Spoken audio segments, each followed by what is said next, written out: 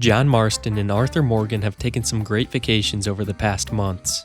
From staying at one of the nicest hotels in the country to staying at an abandoned and creepy town, these two have had a lot of fun.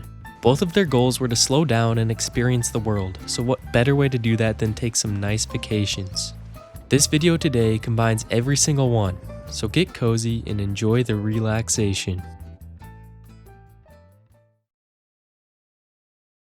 This is Mr. Marston. He spends his day chopping wood, doing chores, listening to his wife yell at him, and watching Uncle slack off. He always wonders to himself if there is more out there. It's true, he had seen the country in his outlaw life, but he never once experienced it peacefully.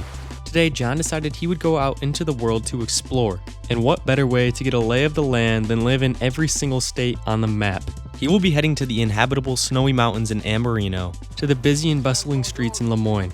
John will be hitting them all. The first state on his list is Ambarino, and to be honest, he was not the most excited for this one. You'll see why in a bit. But on his ride in, things were looking amazing. Some of the wildlife in this area was super cool. One of his first finds was these massive elk, which made him think this state was probably great for hunting. But this area was only the tip of the iceberg for Ambarino, because only minutes later he finally reached snow. This state is famous for its harsh conditions. So far though, John was enjoying the change of scenery, having snow around now. And there certainly wasn't a shortage of good views around. This place was honestly giving John that adventure he was seeking, which left him excited to check out what was next. But well, on his way further into the state, he noticed a man in trouble. He was cornered by two hungry wolves, and being the brave man he is, John immediately came to help. Unfortunately though, he only had his knife on him. He left all his bullets at home because he didn't want to start any conflicts accidentally. John somehow was able to defend himself and take out both of these wolves. He was starting to regret his decision of not bringing any bullets though. You saved me, partner. Woo!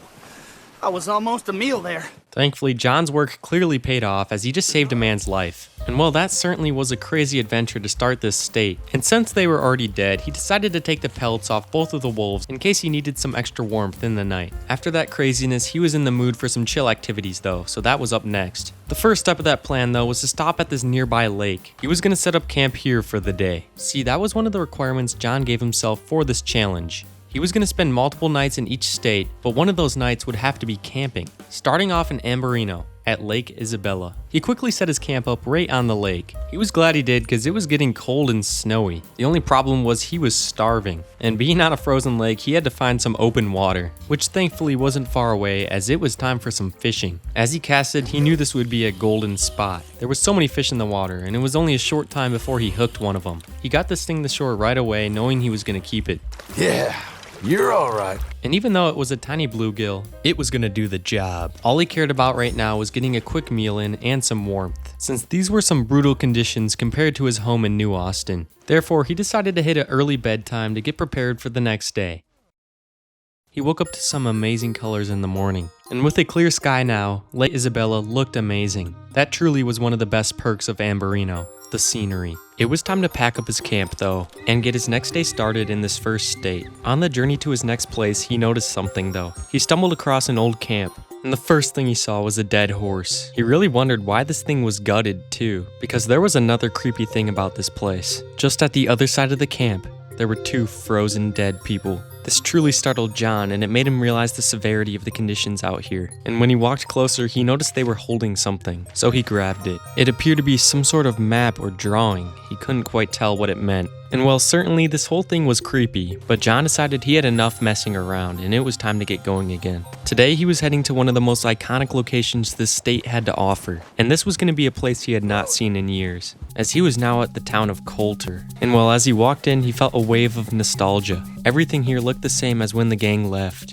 Unlike the other states to come, this was really the only town here. This place is not where he'd be spending the night though. He only came to explore and just reminisce a little bit. To experience these states, he had to check everything out. So after a brief tour, he was ready to get going to his next spot. And oh boy, was he excited to get there. On his way though, he was going to make a few stops. and one of the first things he noticed was the snow leaving. That's right, the state isn't all snow, thankfully. And well, the first place he was going to check out was the abandoned Wapiti Indian Reservation. At this point in time, there was nothing left here, but he remembered how Arthur helped them in a time of need. Hopefully throughout his trip, he could prove himself as a good guy just like Arthur did back then. The next thing John noticed on his way were the Katora Springs. And well, these would definitely be worth a stop. These were for sure one of the coolest natural wonders in this amazing state. He could not believe how blue the water was too. It even felt nice and warm on his toes. There were also some cool geysers sticking out of the ground. It was kind of scary knowing this thing could erupt at any moment. But that was enough exploring this place. There was still a lot more to see. And that next thing was right up ahead. John had just spotted the Donner Falls. And so far the state had no shortage of awesome features to check out. Right as he was about to check out the falls though,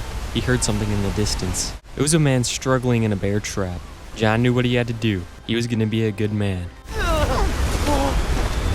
Unfortunately, as soon as he got there, he realized it was too late. The man had died. He felt bad that he was so close to saving this man. He still decided to disarm the trap to let the guy's body rest in peace. Well, I guess this was the perfect time to check out the waterfall and reflect. So far, the state was a natural wonder. What it lacked in civilization, it made up for in natural features. John was super excited to get to the place he had planned for tonight though, so he left. His route brought him through many beautiful fields of flowers as well, and eventually he spotted his place out in the distance. And he had finally made it to his location.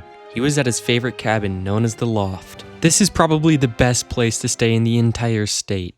If you thought the exterior was good, just check out the inside. This is probably the ultimate dream cabin for any traveler out there. And this was going to be John's for the night. Definitely one of the coolest parts about this place was the viewing tower. So of course John was going to have to check it out. And wow, it did not disappoint up here. This place was truly the peak of Ambarino. John could definitely get used to this view and setting. There was even a camp area out front that John could chill at. And well, he figured this was the perfect time for a nice drink. All of the bad habits were coming out here. But as it got dark, John was starting to get tired. This was going to be his last night in Ambarino. And from his watchtower, he could even get a glimpse at some of the places he'd be visiting soon. There was still so much adventure ahead of him. That was enough for today though, so he headed to bed.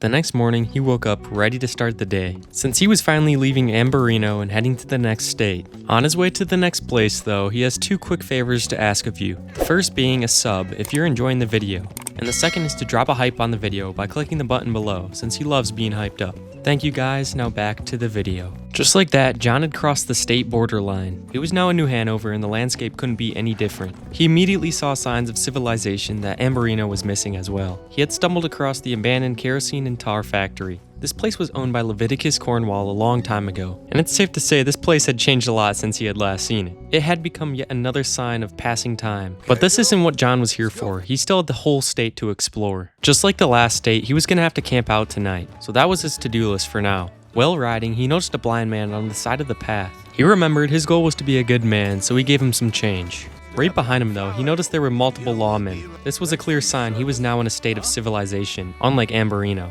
Another difference he noticed was how vast the landscape was and how flat it was in areas. There still was some cool mountain features though. That gave John his next idea though, which was riding his horse all the way to the top to get a vantage point of the land around him. Up here, he could see for miles in every direction, even spotting the mountains he was just at. He used this opportunity to find the perfect spot to set up camp. After that though, he had an idea for where he wanted to go next, and that place was Emerald Ranch. And on his way, he came across a man herding some sheep. The lifestyle had in this state was certainly very different, but he had now made it to the Emerald Ranch, and despite wanting to just visit some places, he actually came here for a reason. First though, of course he had to pet the ranch dog. Come on now, get moving, will you? Calm down. I thought so. But people around here sure were impatient.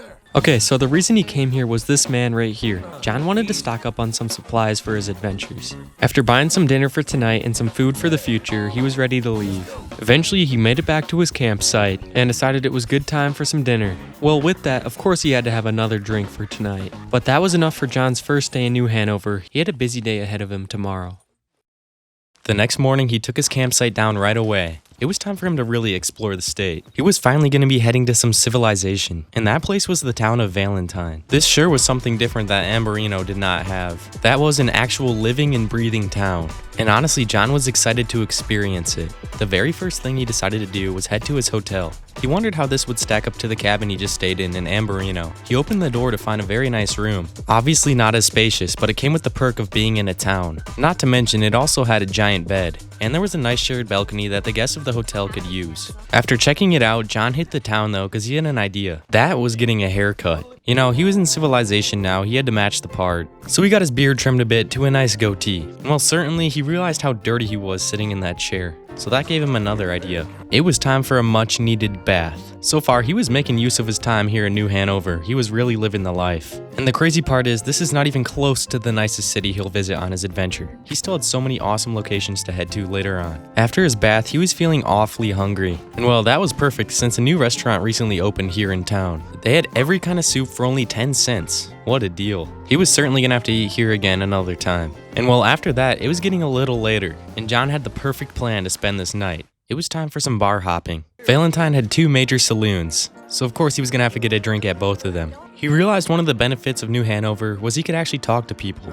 This saloon was a perfect opportunity for that. But well, he didn't want to go too crazy at this one, because he still had one more to hit. This next one is on the other side of town, and it is much smaller on the inside. But honestly, he kind of liked this one better. The whole vibe was super chill, so he ended up having a couple more drinks. But after that, he was tired and headed back to his hotel, where he went to sleep on his nice bed.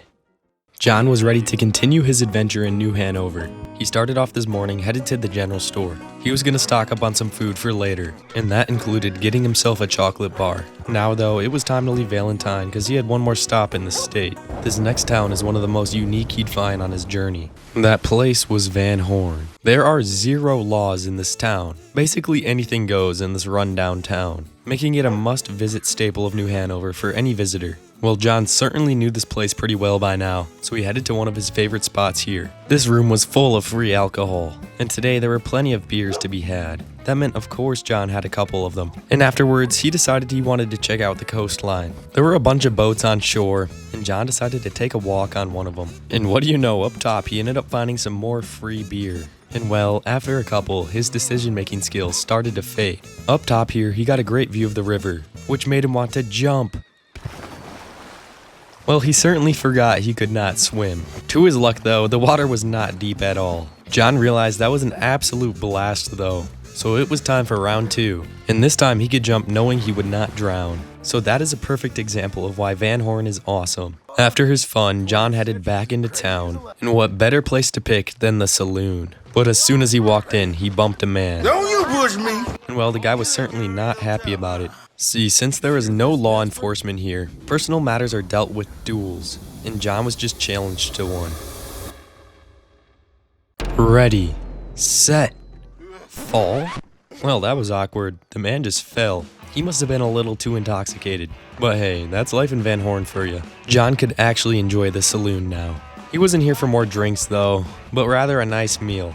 He could already find enough free ones around here anyways. After all of that, it was time to find his sleeping accommodations for the night. Thankfully, he was able to find a room to rent for the night, but unthankfully, the room wasn't the nicest. He had just came from a nice hotel the previous night, and an amazing cabin 2 nights before.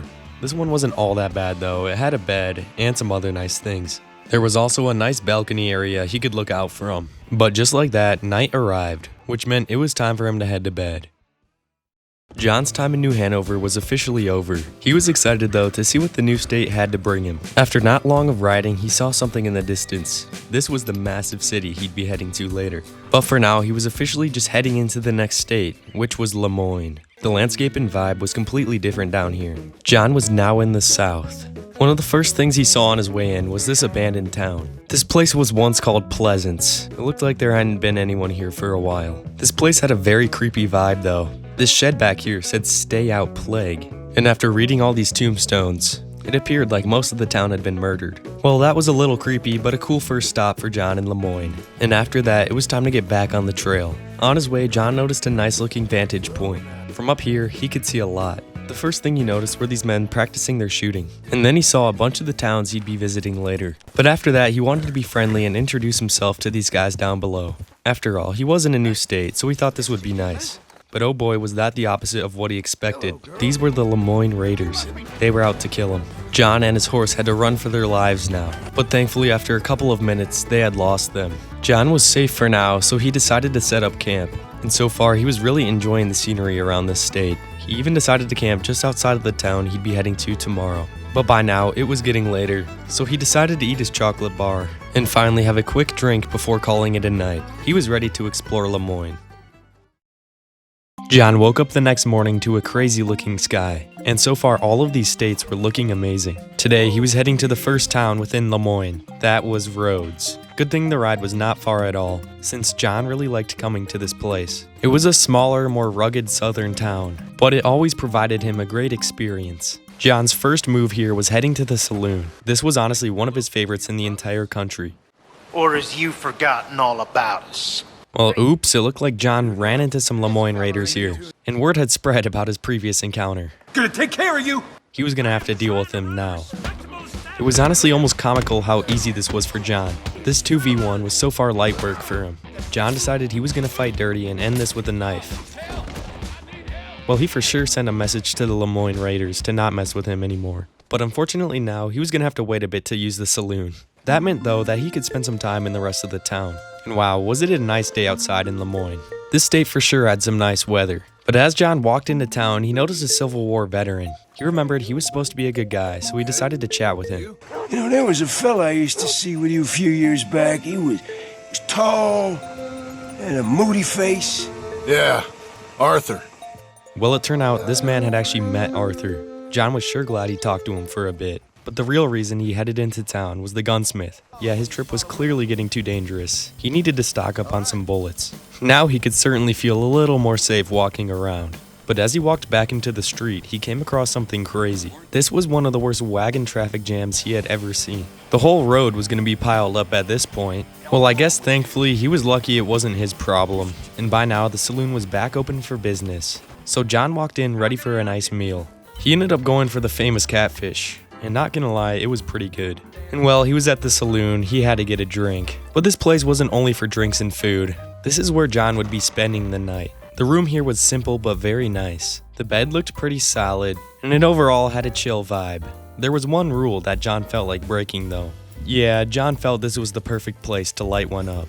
After that, John also finally switched into a lighter outfit because it was hot outside. But yeah, so far he was really enjoying Lemoyne. And at this point, he decided to head back into the saloon because he loved chilling in the upstairs section. John ended up finding a cigar on the table that was left abandoned. He picked it up figuring no one would care. But just like that, someone had saw him. The guy was running to the cops to go snitch on him. So John was going to chase after him. But in no time, it was too late. John was already caught. Thankfully, the police just told him he had to leave the area for now. He was not actually going to get arrested. But wow, was that snitch annoying. Thankfully though, over here, he could smoke that well-earned cigar. And after only a little bit, things cooled down and the sheriff let him back in. This time, he could finally enjoy the upstairs area. And he was going to start that out with some blackjack. And let's just put it bluntly, things certainly did not go his way. But besides the couple mishappenings though, John was overall enjoying Rhodes. And at this point, it was becoming later, so John decided to call it a night and head to bed. John woke with excitement the next morning because he had probably the biggest day ahead of him yet. He was officially heading to the biggest city in the country, and that place is Saint Denis. This place was the peak of civilization in any of the states so far, so John was super excited to experience it all. One of the nicest parts of this city was its amazing parks. This was truly unlike anything he had seen so far. But the first thing John had to do was head into the tailor. That's right, to get the full experience, John actually had to look the part. And well, he came out of the dressing room looking like a completely different man. He was officially ready for the big city. Now, he could walk onto the streets with a lot more confidence. But unfortunately, not everyone agreed with that. Lost your win, countryman? Well, these kids were certainly heckling John to no extent, and he was gonna let it slide until they started throwing things. Maybe I smash your little heads in. See what falls out. John chased after them to teach them a lesson, but he fell right into their trap. He was being held at gunpoint. This gang of kids was gonna rob him, but he certainly could not let that happen. Well, good thing John picked up some bullets at the previous town, because he was gonna put them to good use. It was truly too much for him to handle though, he had to run away. The gang would not stop pursuing him though. The only way out of this, he realized, was to let the police take him into custody. His safety was number one at this point, and he could certainly explain things later. And after some explaining, they realized he was an innocent man, and they let him spend the night just to be sure the gang wouldn't get to him again. Well, that certainly was a rough start to the city, but John wasn't gonna let that stop him from having fun. To start off this day, he had a great idea. That idea was heading to the fancy theater. The moment he walked in, he could feel how nice this place was. This was truly unlike anything he had seen so far. That fueled John's excitement for the show, and after purchasing a ticket, he was ready to head on in. And well, it was perfect timing because the show was just about to start. John had no clue what to expect, but him and the crowd were ready. Well, just like that, the first lady came out and the curtains opened. She then called out one of the guys from her squad. He was supposedly a very strong man, so they called up an audience member to test that theory out. But that certainly did not go so well. Overall, this whole show felt like a fever dream to John. He definitely was not used to this type of thing. So just like that, the show was now over, and John headed back outside. And the very first thing he saw was this lady dumping some sort of dirt on these guys' heads. This city really was unlike anything he was used to. That didn't mean it wasn't fun though. The next thing John decided to do was check into where he'd be staying the night. This hotel room was truly the most luxurious experience yet. The bed was the biggest and the nicest he had seen so far, and it even came with its own balcony too. But honestly, John was getting worn out from being in the city for a bit now. To combat that though, he had one of his best ideas yet. That idea meant he was gonna have to change out of his city clothes, since he was briefly leaving to get the true Lemoyne experience. That involved heading into the swamp, because he was going to do some gator spotting. That's right, he couldn't visit Lemoyne without checking out the staple of their wildlife, the alligator. This was something more at his pace, an actual adventure of some sorts. There was no shortage of these things out here, which is a little bit scary depending on how you think about it. The risk was high, but the reward was great. Being up close with these beasts was amazing. John didn't want to push his luck too far though and end up dead, so he decided he had had enough. John headed back to the city. After that crazy adventure, John ordered a nice meal. It was easily the most expensive, but it was the best tasting yet. And after that, he had to keep up with the expensive purchases here, as he got a nice shot of whiskey. The only thing left he wanted to do today was chill. And certainly, this balcony view outside of his room was perfect. He had spent his time in Lemoyne very well, but after that, he was feeling very tired, so then he headed to bed. The next morning, John was ready to get going. Today, he was finally leaving Lemoyne, but on his way out, he noticed a dead horse. It was probably good he was leaving St. Denis now. He was now going to head to the next state, West Elizabeth. The state's scenery is completely different compared to Lemoyne, and right away, he saw something interesting. Right up this hill, he saw two men and a safe. So why don't you keep right along? These guys were not happy John was here.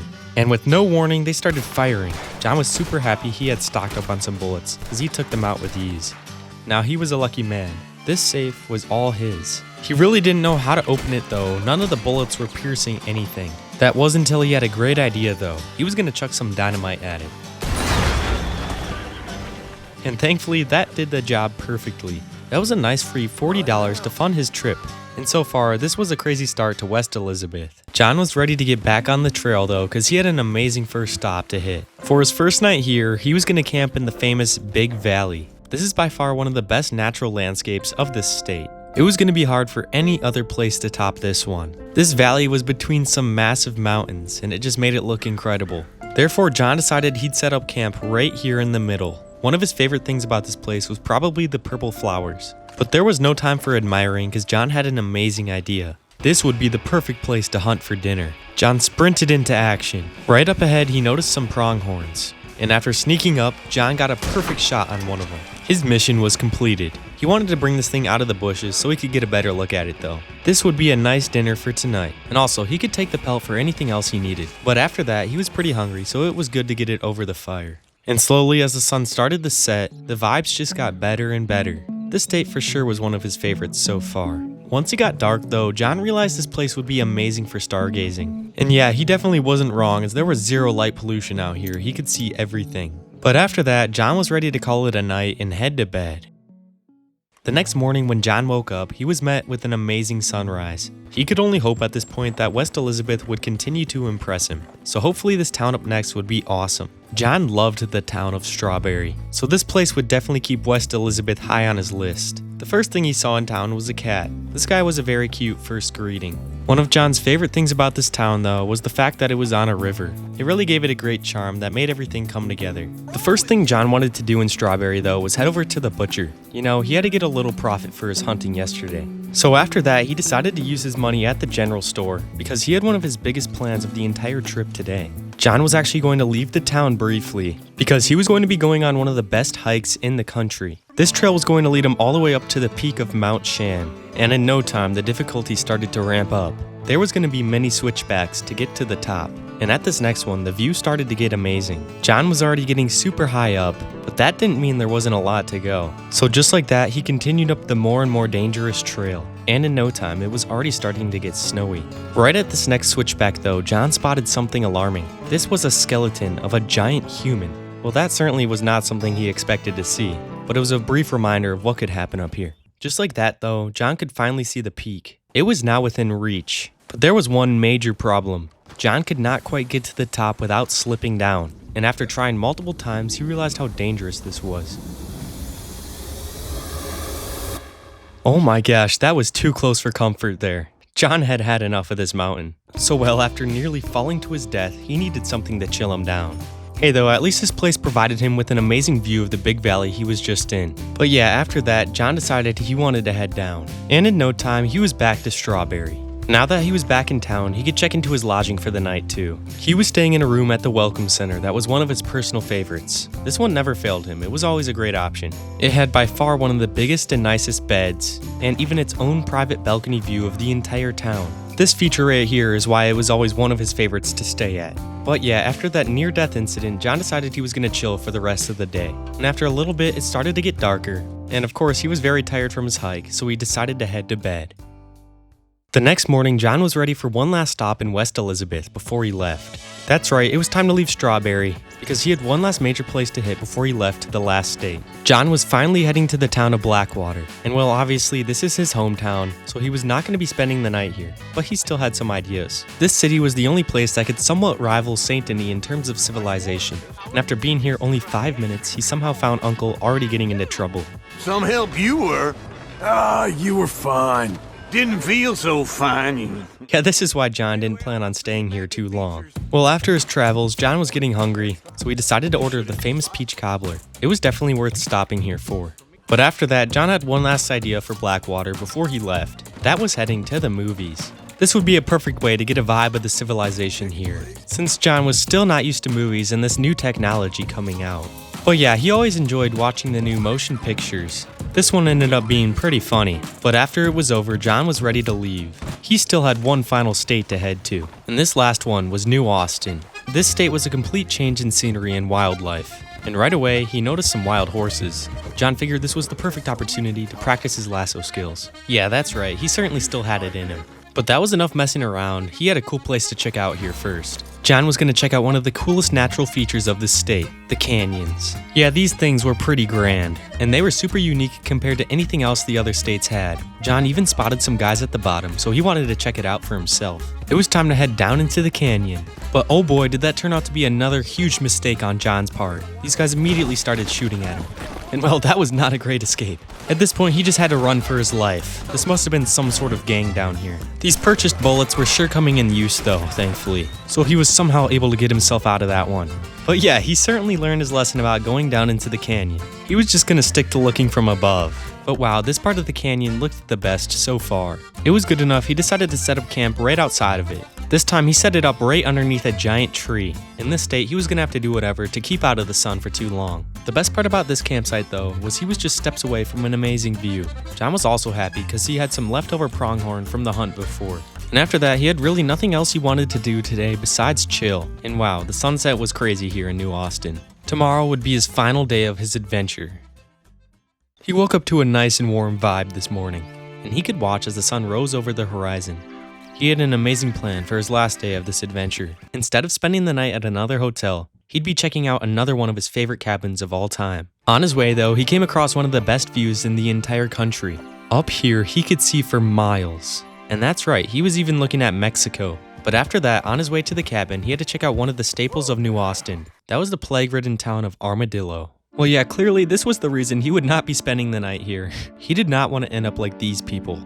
Well, half the town has died and most of the rest have fled. He was even greeted with a warning to leave right away, but since he had already stopped, he wanted to head to the saloon. But wow, this place was absolutely depressing on the inside. John's thirst in this hot state outweighed his negative thoughts, so he decided to give the drink a try. I mean, as long as he didn't wake up dead tomorrow, he'd be fine. That was more than enough time in this disease-ridden place, so he was on to the cabin. And well, this place was one of his favorites, as mentioned earlier. He would be staying at the cabin on Lake Don Julio. This property really had it all. A perfectly sized cabin, waterfront access, and even an outhouse. Not to mention, the interior is also very good. This cabin was going to be perfect for the last night here. John was definitely going to enjoy his stay here. This last day was all about relaxing and reflecting on his entire adventure so far. It was time for John to pick which state was his favorite. And after lots of thinking, he made his pick.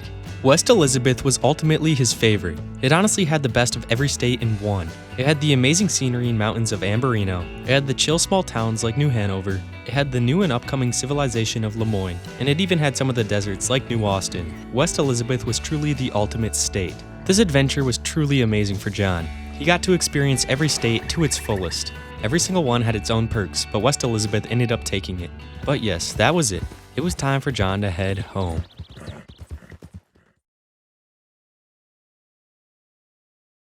Arthur spends a lot of his time in lively cities like Saint Denis or Blackwater, but each one of them has too many people. He hates the talking and the constant noise, so if he spends one more second in these places, he is going to go insane. Arthur remembered a few spots where the silence was constant, completely abandoned towns with no one left to make a sound. Therefore today, Arthur will be visiting those places. He will be living at every abandoned town in the game for one night each to pick the best one.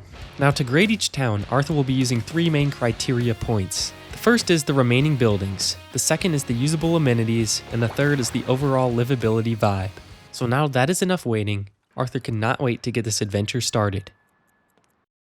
The first stop on Arthur's list of abandoned towns was Limpany. As he rode in, he came across the town sign and behind it he got a brief glimpse of what he was about to see. Limpany looked very rough and there was no question why it was abandoned. The place had burnt down almost entirely. Most of the buildings were just a shell of what they once were. Some were completely flattened in half, so while walking in he certainly didn't have high hopes. This resulted in Arthur giving Limpany a 5 out of 10 for the remaining building score. Arthur's interest reignited though when he noticed one of the buildings was a saloon. That's right, this place was called McCluskey's Saloon. Well, at least it used to be. Honestly, if there was anything for Arthur to get excited about in this town, this was it. As Arthur walked in though, he realized his hopes were completely wrong. The place was completely in ruins. What once was definitely an amazing saloon was now lost to a fire. Arthur honestly was a little disappointed, but he was going to give the place the benefit of the doubt and keep exploring. The next find was directly across the street from the saloon. It was an old provision store. Like before, the place was completely bare on the inside. So far, Limpany was not hitting the mark for what he wanted, but as Arthur kept exploring, he finally found something positive, an outhouse. Unfortunately though, it was basically the shell of one. Every single outhouse in this town was missing the roof and the front door. I mean, hey though, at least there was something to go in, but it was definitely not perfect. Moving on now, there was one building that really caught Arthur's eyes. The last one completely intact. This thing was made out of stone, so it's the only thing to survive the fire. Arthur had high hopes for what he'd find inside. Maybe it'd be a much needed bed or a place to sleep. Maybe he'd find the perfect amenities he needed within a town. Without any more hesitation, Arthur opened the door. Well, let's just say he wasn't too happy about what was inside. This was the old town jailhouse. This was the one building remaining and it wasn't anything worthwhile to him. I mean, at least in desperation, maybe he could use this as a bed. But yeah, Arthur definitely did not plan on that when looking for a town to live in. With no well or proper house to sleep in, and the outhouses that were missing their walls, the usable amenities score here came in at a 2 out of 10 for Arthur. Continuing on, the rest of the buildings were all the same in terms of conditions. At this point, Arthur was definitely a little disappointed. He really hoped that later on there would be better towns. Surely this couldn't be the best, right? Well, on the bright side, at least this place had a great setting and he still had the night to get through here. Since it was getting late, he decided to set up a fire and just chill out for a good bit. I mean, to be honest, the town was definitely very relaxing and quiet compared to the cities he was avoiding. However, he was still going to give the livability vibe score a 3 out of 10. Eventually, he set up his sleeping mat by the fire as there was no buildings to sleep in tonight. Arthur honestly could not wait to go to bed and get Limpany done with so he could move on to the hopefully better towns next. Arthur awoke a little sore from sleeping on the ground, yet he was very excited to move on. Before that, though, he had to tally up the final score for Limpany. This brought the town to a final total of 10 out of 30. A 10 out of 30 score was surely not going to cut it. Limpany was burnt down to just a shell, and the only intact structure here was definitely not what he was looking for. Maybe the next town named Pleasance would provide him with the secluded yet livable abandoned town he was looking for. As Arthur rode in, he came across the town's sign. The thing was in rough condition, and he hoped that this wasn't a hint of what was to come. As the name said, he was pleasantly surprised though when getting a better look at the place. At first glance, most of the buildings here were fully intact, including what looked like an old church. The whole town's vibe felt more complete, and it was definitely in a better direction than Limpany was. Unfortunately though, that good feeling was crushed a bit when Arthur realized he was unable to get into any of these houses. Especially the church, he was upset about not being able to enter that one. This resulted in a 6 out of 10 for the remaining buildings score, as most of the buildings were intact, but basically all of them were blocked off. Next, while continuing on, one of the houses he saw had something very strange written on it. It said, "Ill with sin," right on the front door. This gave Arthur a very weird feeling and vibe, but he decided to push it off because he noticed something awesome just to the right of the house. That's right, this was a fully intact chicken coop. This would be perfect if he decided to stay in this abandoned town. Honestly, so far this place had some decent amenities, that's for sure. The next thing Arthur found though continued that vibe of creepiness. This was the town's graveyard, and after reading some of the stones, his mind was put less at ease. Literally everyone here had been murdered or had some sort of unfortunate death. It almost felt like if he stayed here, he'd end up just like these people in the ground. Moving on though, something really caught his eye next. Right in the distance, he spotted a shed that read, "Stay out plague." Let's just say Arthur did not expect to be this creeped out by any of these towns. This was definitely not what he expected. As he was curious though, he tried opening the door, but he was unable to enter. You know though, maybe it was better to never find out the true story about this place. Moving back to a positive note though, right in front of the shed, Arthur found a working well. This was easily a huge plus to the amenity score. Arthur also ended up finding a very nice and fully put together outhouse. Compared to the last ones in Limpany, this was definitely a massive upgrade. Continuing on now into the town further, Arthur finally found some buildings that were destroyed. The first looked like an old cabin that burnt down from a fire, and the second was a larger house that got hit by a fallen tree. This larger house was the first place Arthur could actually enter in this entire town. Too bad that as soon as he got inside, there was basically nothing in it. Hey though, at least this was something in terms of shelter. I mean, the roof was practically not there, but it was better than nothing. It would do for now, as he just wanted to sit and chill out for a bit. Because there were still no good places to sleep inside or actual beds, Arthur gave the usable amenities score a 5 out of 10 despite the upgrade of the well in the outhouse. So far, honestly, this town was a little conflicting. Some parts of it were nice, like the chicken coop in the outhouse, where others like the vibe in the housing just felt off. As it got later into the day, Arthur continued to relax within the town, but now he decided it was time to set up his sleeping arrangements. To be honest, unfortunately once again, the best sleeping area he figured was just on the ground with his sleeping bag. Therefore, Arthur set up a little camp area in the middle of town. Dreadfully, the place he picked happened to be right next to the graveyard. Arthur definitely figured this would be a one-time thing. Being alone at night in this creepy past-ridden town just felt wrong. The town's cryptic past and the murdered people in the graveyard made this place feel so uneasy at night that the livability vibe score got a 3 out of 10 for him. Arthur had made up his mind by now and he was ready to get to bed to move on to tomorrow. He woke up the next morning ready to move on, but first he had to tally up the final score of Pleasance. With all the criteria combined, Pleasance came to a final total of 14 out of 30. Even with the improved score, Arthur was definitely not satisfied. Sure, Pleasance was an easy upgrade compared to Limpany, yet it still left him feeling uneasy. In further search of his perfect abandoned town, Arthur decided to head to the next location, Ewing Basin. Arthur found himself in the isolated snowy mountains now as he headed to the next town. This place was situated far away from humanity and deep into the cold. This was the abandoned mining town of Ewing Basin, and Arthur couldn't wait to check it out. At first glance, this place looked a little rough. The old mining infrastructure here had definitely seen better days. Throughout the whole place, remains of the old mining days were seen. Honestly though, it wasn't a big deal to Arthur if that part of the town was rough. What mattered to him were the houses and the amenities. Looking around got him excited when he spotted something very appealing. The ladder he was now climbing was to the top of this giant water tower, which would be very useful out in this secluded area. The water tower definitely was a great addition to find. Next, after climbing back down, Arthur saw a great looking outhouse. Just like Pleasance, this one was fully put together and looked very clean inside. There also wasn't just one here, there was a whole other one across town that looked just as nice as the first. After checking out those nice amenities though, Arthur wanted to see the housing situation here. He walked into the first cabin to see absolutely nothing except a stove. Now that definitely was a good find in terms of heat, but he wished there was something a little more in there. Moving on to the next cabins though, Arthur noticed many were completely destroyed. Some were literally flattened in half, and some were just lost to time overall. Eventually though, he ended up finding one that looked decently nice from the outside, and as he walked in, he was very impressed. This was genuinely the nicest interior of any cabin so far on his search. Not only was there another heater, the entire place was furnished. There was an actual bed to sleep on for the first time ever, and even a table area to sit at. The whole place just felt like an absolute gem of a find for Arthur. This definitely called for a moment to relax.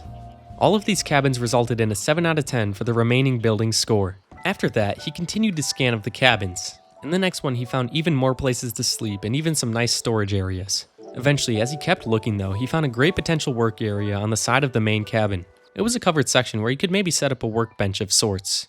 Next, since he was already by it, Arthur decided to check out the inside of the main mining infrastructure building. It was a massive space on the inside with even more sleeping rolls. The place came with some great looking tools he could use, some dynamite which was a crazy find, and some old mining equipment that could sure use some work. Next, while looking more, Arthur found an area that looked perfect for his horse. This looked like the ideal horse stable setup, so he just had to test it out. Yeah, so far the amenities in this place were just getting better and better. So far it really had it all. Finding the cabin with the nice and usable bed plus the heater, the 2 working outhouses, the stable, a workbench area, and a water tower brought the usable amenities score to a 7 out of 10. As the day got later, Arthur made a fire since it was the perfect time for a nice dinner. The town honestly felt amazing so far, and it seemed to really check a lot of his boxes, except there was one strange feeling he had. Being alone all the way out here at night felt lonely. He truly was on his own out here, and he couldn't quite tell what he thought about that. Because it was a very chill but secluded area in between 2 mountains, plus the harsh weather conditions from the snow, the livability vibe score hit a 5 out of 10 for Arthur. Hey, at least he had an actual bed to look forward to tonight, so he was excited though when it got even later. At night, these cabins looked so cozy with the lighting inside. This was the first time on his trip so far that he genuinely felt more at home. So with that good feeling, he headed to bed. Waking up this morning, he felt completely refreshed and happy. Ewing Basin had majorly stepped up his expectations for these towns. Pleasance and Limpany were now completely behind him, and he could not wait to move on to the next one. To tally up Ewing Basin, all the criteria combined resulted in a final total of 19 out of 30. Ewing Basin was definitely on the right track for what Arthur was searching for, yet there was still something within him that felt empty. Maybe this place was just a little too lonely. He knew ahead that there were more towns out there for him, and he just had the hope that one of those would fill that void and all his other requirements at the same time. On the way to the next town, Arthur found himself riding through the wet swamp. Eventually, he rode up to the abandoned town of Lakay, and at first glance, this place looked like a strong contender. Basically, every building looked upright still, and better yet, this place was on the water. Some of the buildings were big, but looked in great conditions. There were 2 main large cabins and a bunch of smaller ones also in amazing shape. Those all resulted in a 9 out of 10 score for remaining buildings. Unlike the other towns, Lakay didn't feel like ruins, but rather a town that was just vacated. Besides the cabins though, Arthur found something cool yet again. Yes, this was another working chicken coop. This one was in excellent condition too, and would work perfectly if he wanted to use it.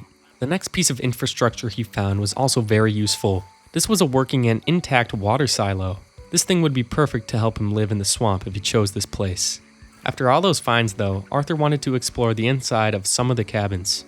The first one he entered had some interesting stuff. I mean, at least it had stuff in it. That was already better than a lot of the towns so far. The next cabin looked like some sort of storage area. It had a stove if he needed it, and also a lot of goods like drinks and food. Eventually, Arthur came across the town's outhouse. This one looked decent besides the fact it had no door. Also, as he looked in, he strangely noticed there was no actual hole in the floor. So it was a little odd, but it could work. The next amenity he found was an outdoor storage area where he could put whatever he wanted, or maybe even his horse, which would be nice. After all the outdoor looking though, Arthur really wanted to check out the inside of these big houses. This first one here looked a little bit rough, but at least it had some stuff.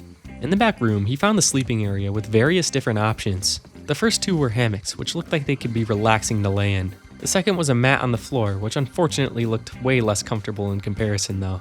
Moving on still, he walked out the back door of the house where he found a deck overlooking the water. This was easily one of the best spots in town. From here, he could see all of the alligators in the water, which was awesome. Next though, there was still one more large house to check out. Right away as Arthur walked into this one, it looked amazing. There was so much space within this interior, and right in the back he noticed the bedroom. That's right, look at the bed that could be all his. This thing was huge and looked luxurious compared to the other towns. Arthur could not wait to sleep in here for tonight.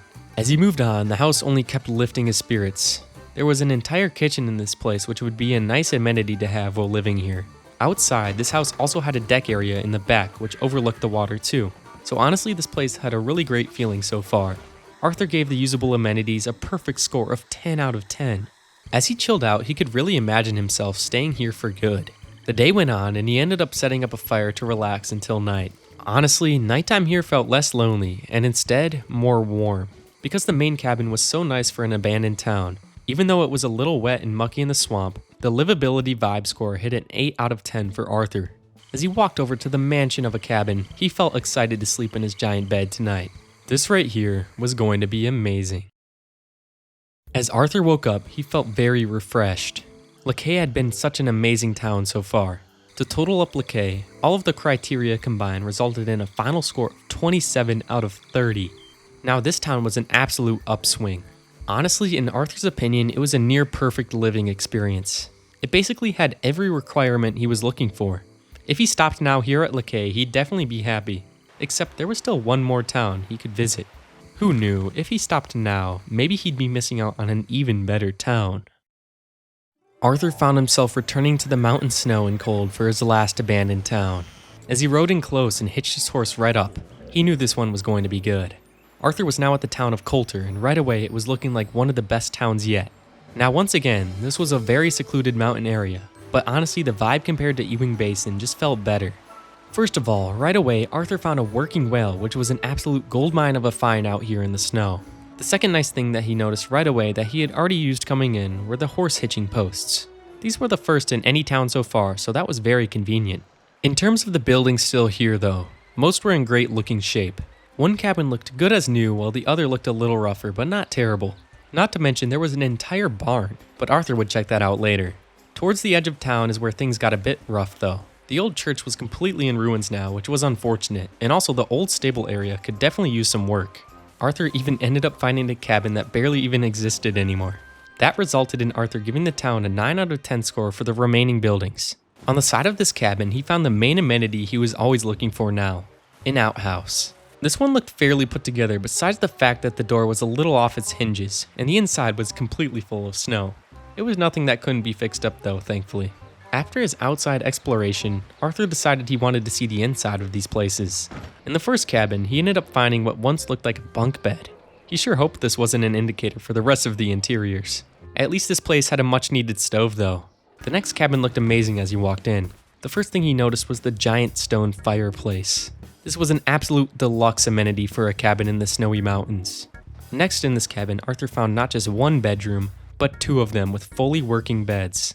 Even though this place didn't exactly have the nicest interior, it still felt like a place he could absolutely see himself living at for a while. The fireplace especially made it feel all nice and warm here.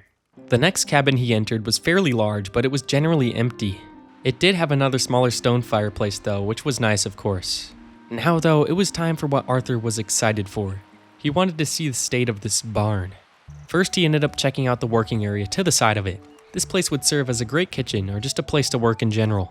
Finally though, it was time to see how the barn was on the inside, and honestly, it looked amazing. Arthur was very impressed by the barn. It looked fully usable and intact completely still. This would definitely be one of the top amenities here. Arthur gave the usable amenities a score of 9 out of 10. Arthur really enjoyed Coulter so far, and it felt like a relaxing place to be. This was definitely not going to be an easy choice on what his favorite town was. It was going to require a lot of thought clearly in making a final decision. Arthur still had the night to stay here though, so he made a nice dinner, and for the 3rd night in a row now, he had a bed he could sleep in for the night. This bed definitely was a small step down from yesterday, but Arthur was still happy he had one. As he awoke the next morning, Arthur had to make up his mind. He couldn't lie, this Coulter sunrise was definitely helping swing this place in his favor. The scenery around here was absolutely insane. Because the town had a cozy, secluded vibe that felt less tucked away than Ewing Basin, the livability vibe score hit an 8 out of 10 for Arthur. Now though, it was time to finally total up the score for Coulter to see if it would beat LeKay. With all the criteria combined, Coulter came to a final score of 26 out of 30, which was just 1 point shy of LeKay. Arthur had finally finished his mission across the country. 5 towns and 5 nights later, he finally had his answer. While Coulter was a cozy snowy town with a 26 out of 30 score, it couldn't quite beat LeKay in the swamp. With a final score of 27 out of 30, LeKay was the official winner. It provided the mansion, the beds, and the town-style living Arthur wanted, all without a single person around to ruin it. For the first time in a long time, the noise around him didn't make him feel insane. He finally felt at home. John had just gotten kicked out of his own home. Abigail made it very clear that she wanted nothing more to do with him for a good while. Apparently, him telling her he just needs one more big score was not going to cut it. So now he was on his own with nowhere to stay. Therefore today, John will be checking out every potential option as a new home while he waits for his wife to calm down and let him back in. We all know that could be a while, so he needs to choose a solid option now. There are nearly 20 cabins for him to check out. They all range in different sizes, different interiors, different climates, and much more. So without a further ado, John has to check out his first one. The first cabin has him in New Austin, where he can even see Mexico. The first cabin is named Brittle Brush Trawl, and John has now arrived. This property is located right on the San Luis River, and at first glance this place looks a little bit small, but it also comes with its very own outhouse. And of course, it's on a waterfront. John couldn't wait to check out what it had to offer. Immediately he noticed the great deck. This was probably the nicest part of this property. It started to rain though, which was the perfect cue for him to check out the interior. Obviously, this place wasn't huge on the inside as it was a smaller cabin. It covered all the basics though, like having a decent bed. There was even a stove for heat, thankfully, and there were a couple of goods that John could take for his adventure. Besides that, there wasn't anything else, so he decided to chill on the bed for a bit and sleep off the storm. The bed was very average, but it worked, and now thankfully the rain had stopped. Now he could check out the private dock, which was the best perk of this place. It even came with a nice waterfall view, and thankfully the property had an outhouse. That was enough of this first cabin though. John was ready for the next one. The next place was not far away and is known as Stillwater Cabin. Like the name says, it's located on the Stillwater Creek, and it is a small but decently nice property. The main cabin looks about the same size as the previous one, but it also has a great deck area, and a private fishing dock and a great pond. John decided it was time to check this place out, specifically the interior. This cabin honestly felt more cramped than the last one, but that is for some good reasons. First, of course, it had a sleeping area, but unlike the last, it actually had some sort of a kitchen, and of course the same stove. John found some rum, which he was sure to take. Next, he went to go check out the fishing dock, and this guy's dog clearly didn't want him there. And well, what do you guess, it started to rain again, but at least he could talk to this guy and see if he caught anything. But honestly, John just cared about getting out of the rain, which made this a perfect time for the sleeping test. Thankfully, after his sleep, he woke up to no more rain, and he could test out this awesome deck now. It was going to be hard to top this right here, but John had enough of this place. It was time to hit the next cabin. This next one is also on the San Luis River, and it's known as the Old Bacchus Place. This cabin has a great property, of course an outhouse, and an amazing river view that also comes with a nice dock and boat. Of course, none of that matters if the inside isn't nice. And well, certainly the rats were not a great surprise for John. Honestly, this place was a mess at first glance as well. If anything, thankfully the bed wasn't as bad, but there was stuff all over the floor. This was the first place with a fireplace though, and John did like that. John did have to walk his way through the rubble on the ground, but he did find something inside of the chimney. It was some sort of artifact. That was pretty cool. The pros of this cabin sure were outside instead of inside, so that was definitely important to keep in mind. The place sure had a cool vibe to it at night as well, because the location was just unmatched. This was a perfect time to test out the bed, of course. Well, as you can probably guess by now, in the morning it was raining. John had to quickly get to the next one, which was way west into the desert, where he found his next cabin located right on the lake called Don Julio. This place looked a little bit more like a house this time. Unlike every other cabin though, this one was a little more elevated and didn't have direct lake access. But this place still had its own perks. It came with a shed which could be very useful, and obviously an outhouse. John was excited to check out the interior of this place, and right away it genuinely looked like the best. It by far had the most room out of all of the cabins so far. It had a kitchen area, a brick fireplace that was surprisingly going, a dirty but decent bed area, nothing he couldn't handle. And finally a pantry and table to sit at. So far this was looking like a dream interior for John. It even came with a nice little complimentary book. Like mentioned earlier, there was no dock though. That didn't mean it still wasn't a good view though. And the property had a lot of other various things. Last up for John though was the sleep test. The bed was very average, but it worked. And John awoke to a nice interior once again. This one so far was one of his favorites, and he was ready to move on. There was still 3 cabins he had to hit in the desert before he could move on to the next ones. The first of which was called the Rio del Lobo house. This was the first cabin with no water in sight. The house itself looked decently nice, and it had a good view in the background, but the property itself didn't have anything else. John liked the gutter system that was set up here, but honestly, would they even be necessary in the desert? He walked inside to be pleasantly surprised. Overall, the room was very nice. The cabin had decent space inside, the cleanest tablecloth he'd ever seen, a spotless rug on the floor, the usual stove, and even some nice decorations like a clock and an alarm clock by his bedside. The only thing that looked alarming was the bed itself. What in the world was on the sheets there? Besides that though, that's all this place had to offer. Except John did find a lockbox underneath the bed that ended up having some coins inside. Besides that though, all that was left was a sleep test on the nasty bed. And in the morning he was off to the next place, which is called the Pleasance House.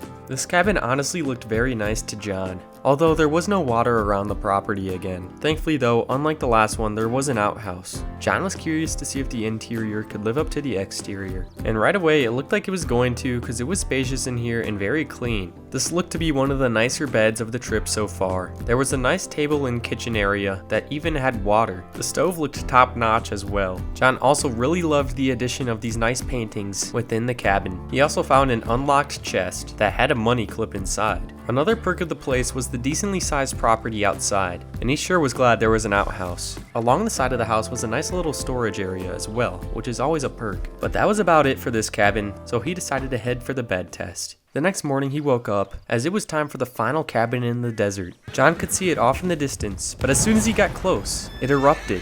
What in the world has happened? Well, I guess it's safe to say that he will not be choosing this cabin as his choice, as this thing was blown to smithereens. To John's luck though, he ended up finding one more possible option in the desert. This place is known as Silent Stead. Right away, John was impressed by the extensive backyard that even had its own goat. There were plenty of workshop items back here as well, which was another perk. The fenced-in backyard made this place unique compared to the rest of them. Now, could the interior match up with the awesome backyard? John was gonna find out, and oh boy did it. This place was one of the nicest so far. There was literally a meal for 2 set up for him right as he got inside. The nice brick fireplace was also going, and the kitchen had another well pump for water, which was another great perk. The only questionable thing in this cabin was the bed. It had another really weird stain on it, almost in the same exact spot as one of the cabins before. This place was overall super spacious, more than enough for one guy. It actually had a back door too to the backyard, so of course John was gonna check that out. John made eye contact with the goat and it lunged at him, headbutting him to the ground.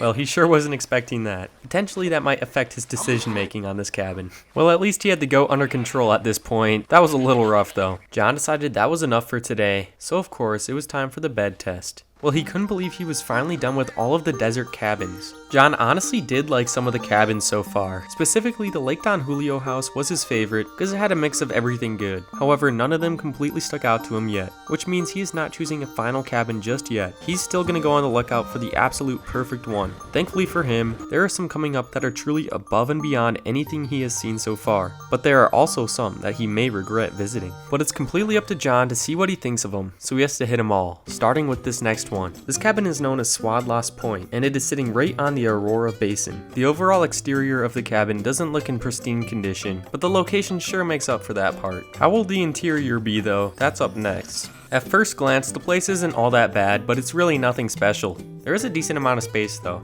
It's got the usual stove, and actually a very decent bed. He likes that it has a solid kitchen area. And lastly, some cool pelts for some decoration. Definitely the best part of this place is not the interior though, it's the lake axis. The place comes with a dock that's unfortunately a little bit destroyed, but the thing John's most excited for is the canoe it comes with. You know John is about to test this thing out. And wow, is this lake awesome. Unlike the desert, this lake is actually blue and clear. It's safe to say John had some fun, but he was done now. This was his cue to head back in and to test the bed out. He awoke to an awesome view in the morning, but he had to leave to hit the next cabin, which John is super excited for. This cabin is known as the Stilt Shack, and it is by far the most unique yet. Obviously, the cool thing about this cabin is it is off the ground and suspended on stilts. It's even topped off with a cool antler rack decoration at the top. And of course, it has to have some pelts too. Probably the coolest part is this chair overlooking the view though. Just imagine chilling at the top of this thing. John could not wait to get himself up this ladder and check it all out. Now obviously the interior is very small, as he's gonna have to lower his expectations for this one a little bit, just due to the fact it's on stilts. It still manages to have a stove though, a very nice little desk area, but unfortunately the bed lacks a little bit. It definitely seems a little less comfortable than the others. Still though, John honestly loved the vibe up here. His favorite part was easily standing at the front porch, just looking off in the distance. Standing up here made John really think about getting a sub from you to help him keep going. And honestly, he loves getting hyped up. So drop a hype on this video if you have one to spare. We'd both really appreciate it. That was pretty much it for this place though. So it was finally time for John to test out the bed and go to sleep.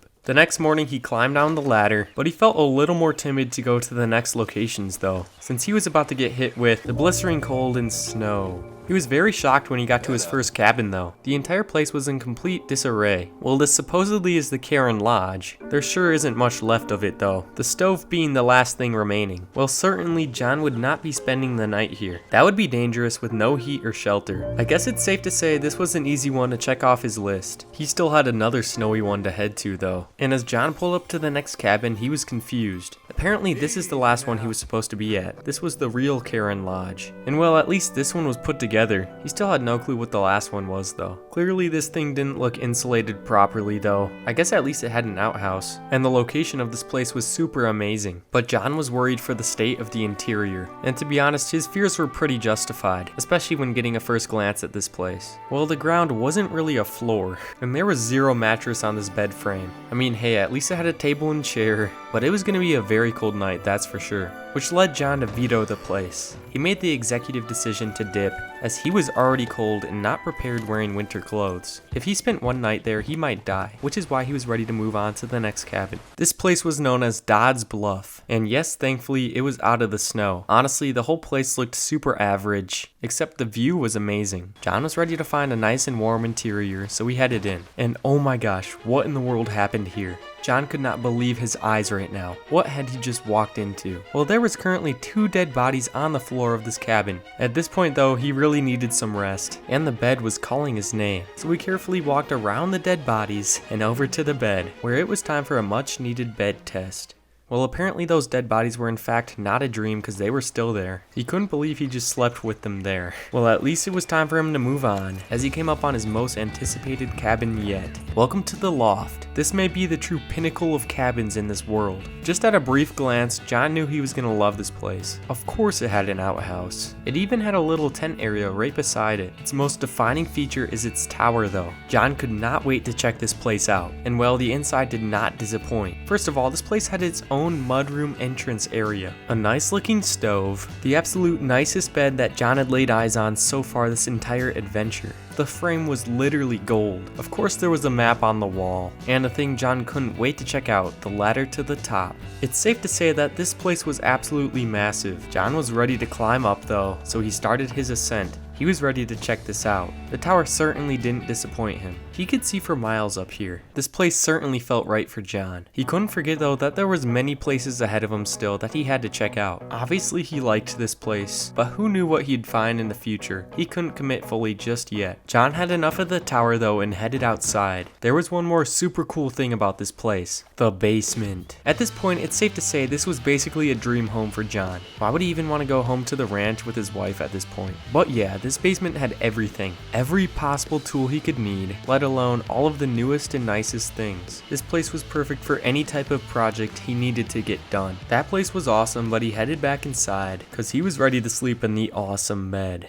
That was the best night of sleep he had gotten yet, and sadly, it was time to leave the place. The loft got John excited for the cabins up ahead though. Maybe there would be something to top this, but it certainly looked like it was not going to be the next cabin. This place is known as the abandoned trading post for a reason. It literally is abandoned. There was pretty much nothing on the property as well besides the cabin, and well, John was not excited to check out the interior, which ended up being just as bad. I mean, it really lives up to the name. This place is entirely abandoned. There was pretty much nothing inside inside of here. The sleeping situation sure didn't look fun. It was literally just a mat on the floor, and after checking around the cabin there wasn't really anything else to do, so John decided to hit the floor where he was going to have the ultimate bed test tonight. And well, surprisingly, he got some decent sleep. Hey, maybe this was the true underrated cabin. Just kidding, John knew it wasn't, so he had to head on to the next one. And this next one sure looked like an improvement right away. This place is known as Reed Cottage, and John was liking the sound of that. Cottage sounds more like an actual house versus a cabin, and this one did look bigger. It even came with its own well too, and a little spot for a potential garden. However, this looked like the shell of an outhouse. Not quite sure what was going on here. John knew he was about to see a good interior, and he was right since this place was massive on the inside. First of all, it had a super nice bookshelf and fireplace area, an actual bed and mattress that looked pretty clean, a nice photo of maybe the owners, who knew,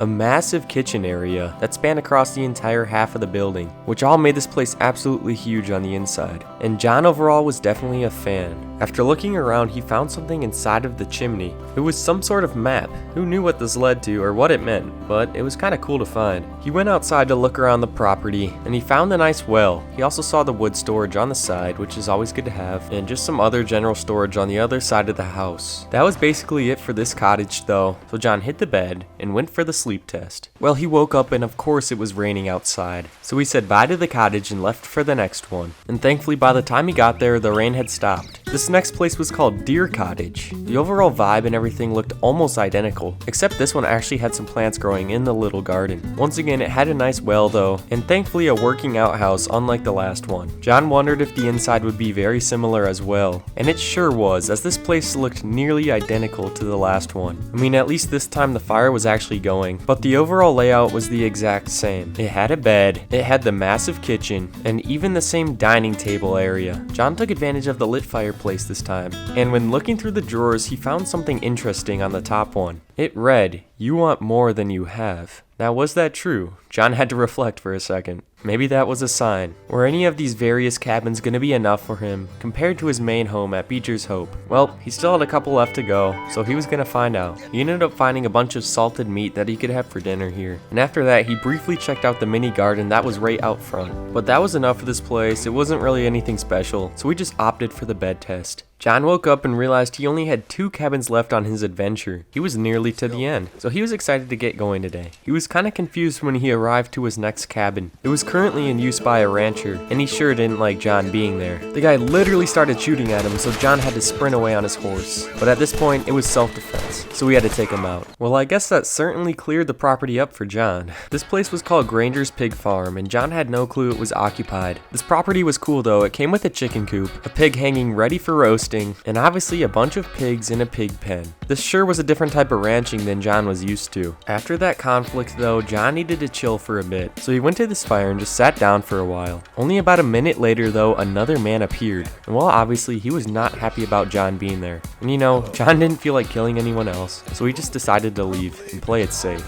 As he was leaving though, he noticed a huge storm rolling in, and he really didn't want to get caught in it before heading to his next cabin, so he decided to set up a temporary camp. After the storm was done, he headed to the deep south. This is where his last cabin would be. And well, he'd heard a lot about this place. This place is known as LeCay, and while he was locked up in the Sitka Penitentiary, this is where the gang hid out. Now this thing is surely in the deep swamp, and is in not the best condition. John couldn't believe this was his final cabin. Maybe the inside could make up for it, and oh boy did it not. This was by far the worst cabin interior yet. I mean, this place was literally a mess. There was stuff all over the floor, and while his sleeping area was surely not going to be on a bed tonight. It was crazy to be here though, and it felt like he was closing up some missing links. As he stood on the back porch, he reflected on his entire cabin trip so far. He started in the desert with some solid options, his favorite there being the Lake Don Julio house. Then he shifted to the unique Stilt house, then to the freezing cold, and then made his way to his absolute favorite, the loft cabin. Well, it's safe to say that nothing came close to that one, especially the one he was at now. John still had to spend the night here though, so it was time for the worst bed test yet. Well, he woke up feeling a little bit sore due to no mattress. He had survived the night though in every single cabin. Walking out of this place made him realize the loft was truly his favorite. He had done it. He had found the cabin he wanted to stay at for the rest of his time.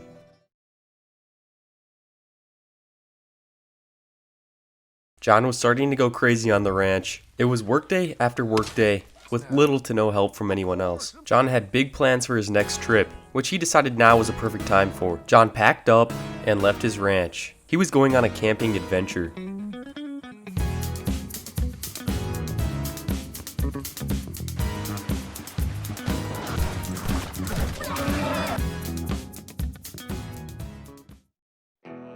John made his way to his starting point, which took him a while to get there. His first stop was the abandoned Wapiti Reservation, because it was the far north of the country, making it perfect starting grounds for his cross-country camping trip. By the time he got here, it was already late, so he made a quick dinner, then he set up his tent for the night, then he headed to bed.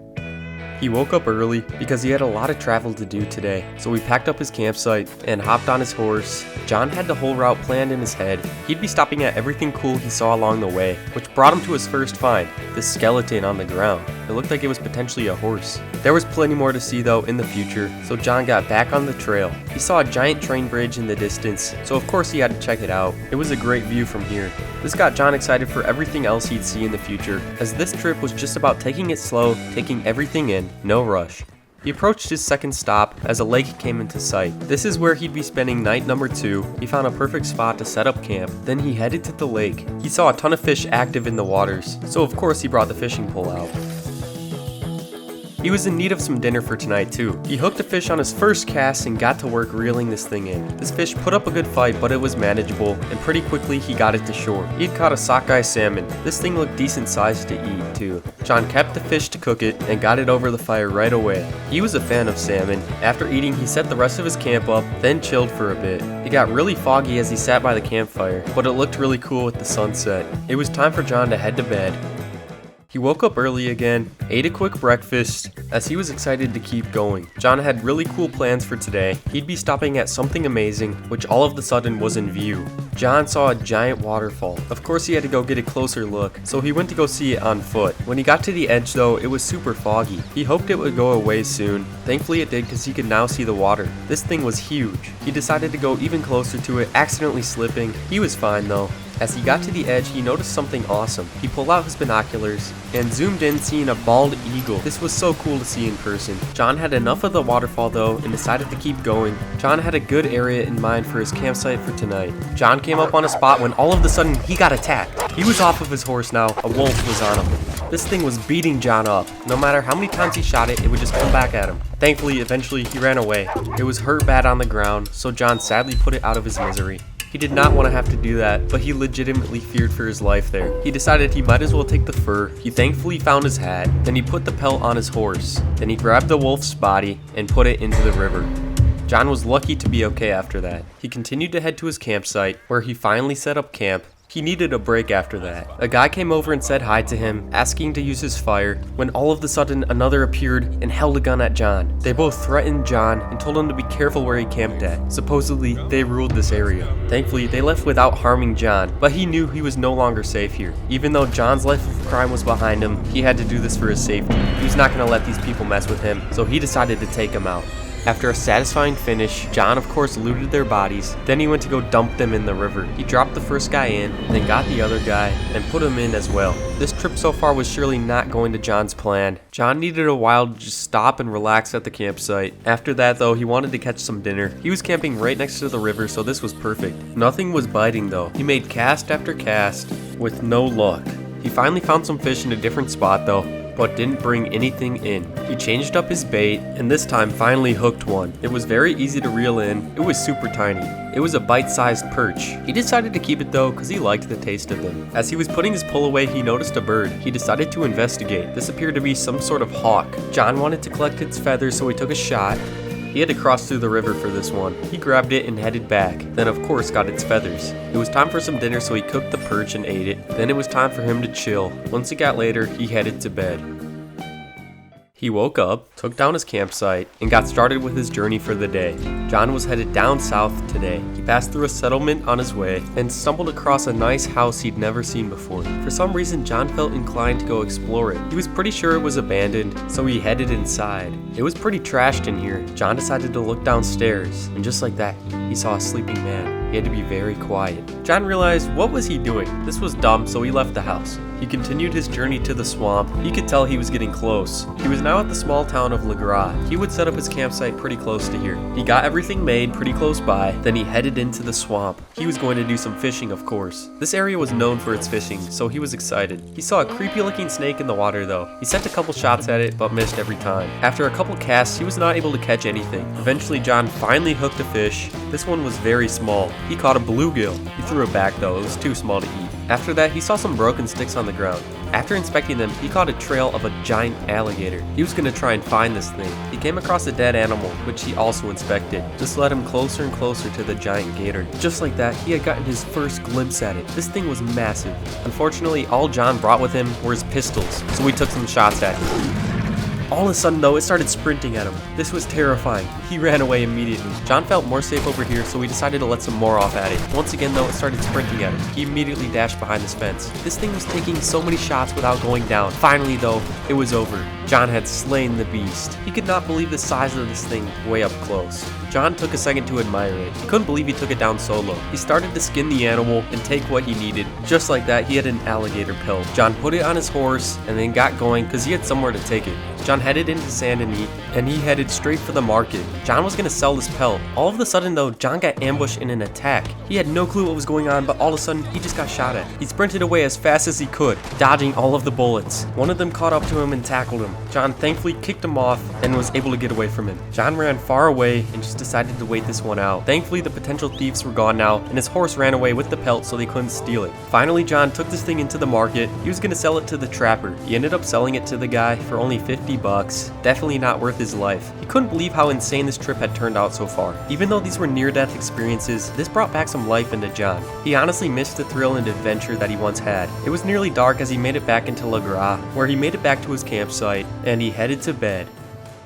John woke up the next morning hoping for a chiller day, to be honest, and it started off strong with a great looking sunrise. Even with all of these near-death experiences, John was not one to give up. He could go home right now, but he decided to complete this trip. He started his journey to his next spot, which had him leaving the swampy south. This time he was heading west. He had been riding for a long time, so his horse needed a break and to eat some food. He eventually made it to Strawberry, but he was only passing through. He was finally almost at his first stop. He was going to check out this dam. This was a perfect spot to take a break and just relax. John wanted to sit on this beam, but instead he lost his balance and fell. Thankfully, he was okay. He went back up to try again. Thankfully, this time he was actually able to sit down without falling off. This was such an awesome spot. This was much needed after a crazy trip so far. John chilled for a little bit longer, then walked off the beam. He figured now was a good time to set up camp. Unfortunately, it was now raining, so John just had some canned food for dinner. He took a brief nap after that, and the rain had stopped. John saw another cool waterfall right by his campsite. Today was his most chill day by far. Once it got dark, he headed to bed. He woke up the next morning, ready for his next leg of the journey. His ride wasn't as long today. Unfortunately, he was not paying attention on his route as he ended up in the Skinner Brothers territory. This was bad news for John. He was ambushed by so many people. He tried to ride away as fast as he could. This was far too many people to take on as one man. They were now separated though, so John decided to take charge and started shooting at them. One by one, he was able to pick them off. One by one, they tried attacking John, but he just kept firing back. There was just so many of them though. This was close to his home though, so John wanted to take them all out. Eventually, he just decided to book it with his horse and made his way out of there. He realized how dumb he was for being so oblivious and going through those woods without his guard up. Once again on this trip, he was lucky to be walking away alive. He really hoped everything would be chill from here on out. He was now almost at his next location. This one would be pretty nice. He finally made it to a cabin, and after a so far stressful trip, he'd finally be able to sleep in something that was not a tent. He chilled for a bit and had some snacks. He decided to go walk over and check out the dock this cabin had. This looked perfect for fishing. He got out his fishing pole and cast it. He hooked a fish right away. This one felt decent size. This was a largemouth bass, John's favorite fish to catch. He just caught these recreationally though, not to eat them. Then he caught another one and another one after that. He called that good on fishing. He decided to go chill on the porch. This cabin was a good change of pace. John went to go check on his horse, when all of a sudden he was attacked again by a wolf. He couldn't believe it. He pulled out his gun and started shooting. How was he being attacked again?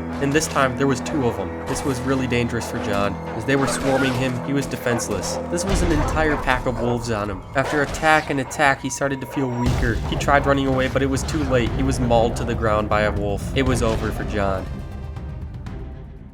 It looked like his luck had finally ran out. It was over for him. This trip ended in misery. All of a sudden though, John woke up. He was very confused. He had no clue what just happened. Did the wolves think he was dead and just leave him? Where did they go? Looked like he was given a second shot at life.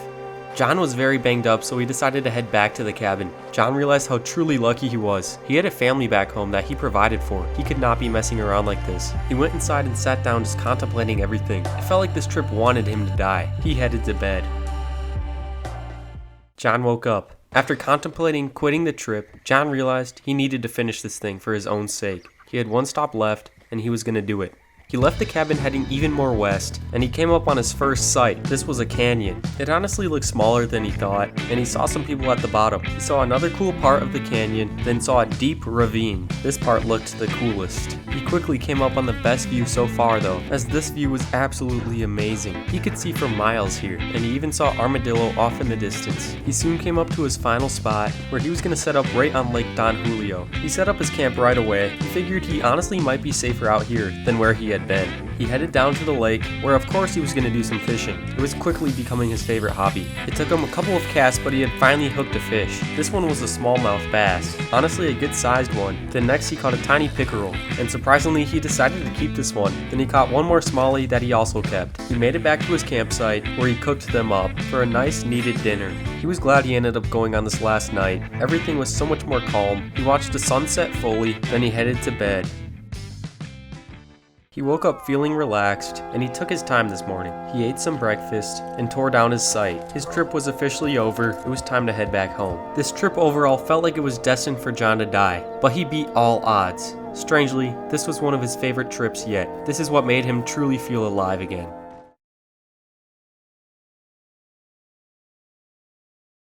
John's had a rough couple of years. He's finally settled down with his family in his new ranch, but he works every day non-stop and he's getting really tired. He finally decided it's time for a much-deserved break. Today, John is going to every town in Red Dead Redemption 2 on a vacation.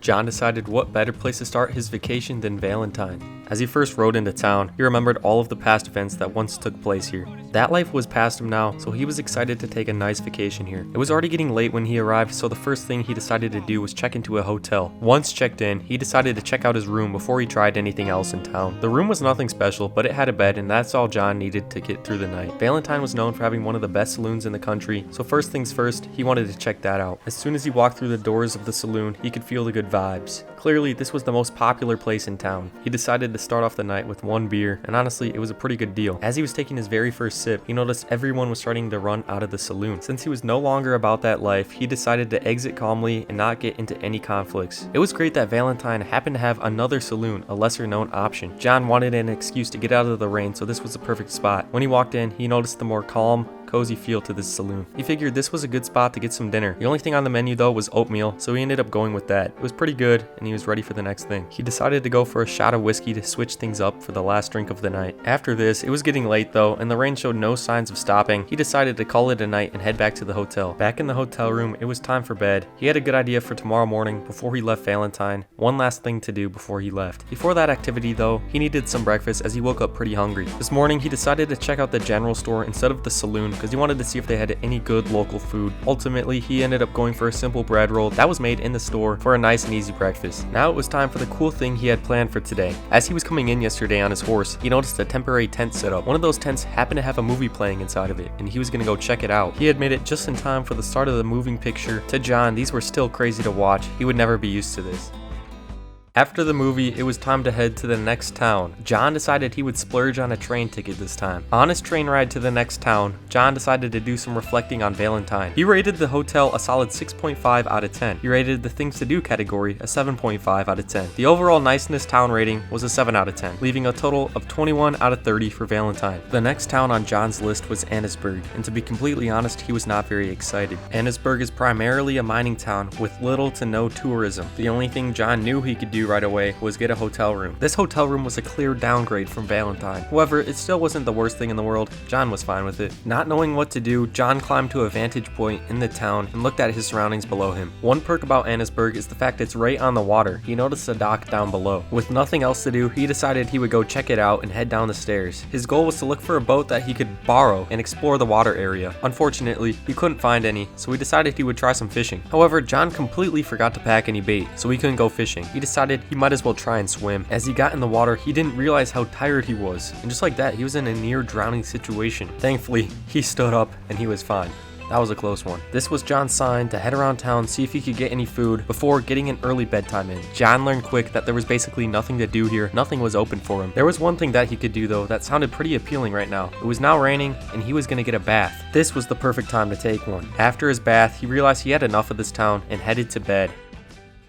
The next morning, it was time for John to head to his next location. However, this time he was going to travel there on horseback. Once again, on his way to the new town, he reflected on Annesburg. For his stay in the hotel, he rated it a solid 4.5 out of 10. Not perfect, but not the worst. For the things to do in Annesburg, he gave that a 3 out of 10, due to his primary purpose being a mining town. And the overall niceness town rating, he gave it a 3 out of 10. This gives Annesburg an overall score of 10.5 out of 30. Just as John finished reflecting on Annesburg, he came up on his next town, and this one he feared would be even worse. Meet Van Horn, the almost abandoned trading post. This town certainly has seen better days, but John knows he wants to visit every town to make it worth his time. Like usual, the first thing he did when visiting a new town was check into the local hotel. The room was in a pretty cool location, but the inside conditions were by far the worst that John had seen so far. To be honest, the room looked pretty trash from the last person that stayed here, clearly. Thankfully though, this town had an open saloon unlike the last one. John decided to go check it out. He wasn't in the mood for any drinks, so he just decided to look around the saloon. This one looked very barren and empty compared to the ones in Valentine. To be completely honest, after that, there's not that much to do in this town, but John had a really good idea. There is a lighthouse here in Van Horn, and John wanted to climb to the top. After a lot of stairs and one more ladder, he was now at the top. What he saw was a great view of the town. Even though this was a rundown place, it still had a special charm to it, and he enjoyed being up here. Without that much to do, John spent the rest of the day talking with the locals, just chilling around his hotel room, and had a quick dinner by the water.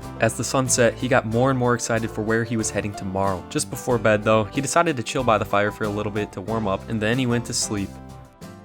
Excited for the trip ahead, he left right away in the morning. Saying goodbye to Van Horn wasn't that hard, but it also was better than he thought. Today, he was heading down south for his next town. Once again on his journey, he had time to reflect on where he had just stayed. The hotel room there was definitely pretty weak. John gave it a 3 out of 10. For things to do, there was actually more than he thought. He gave it a 4 out of 10. The overall niceness town rating, obviously he's going to give that a 2 out of 10. This brings the total for Van Horn 9 out of 30. His journey to the next town was really cool, crossing lots of bridges and going over lots of wetlands. Civilization started to creep up as he could tell he was getting closer to the main city. He was now in Saint Denis.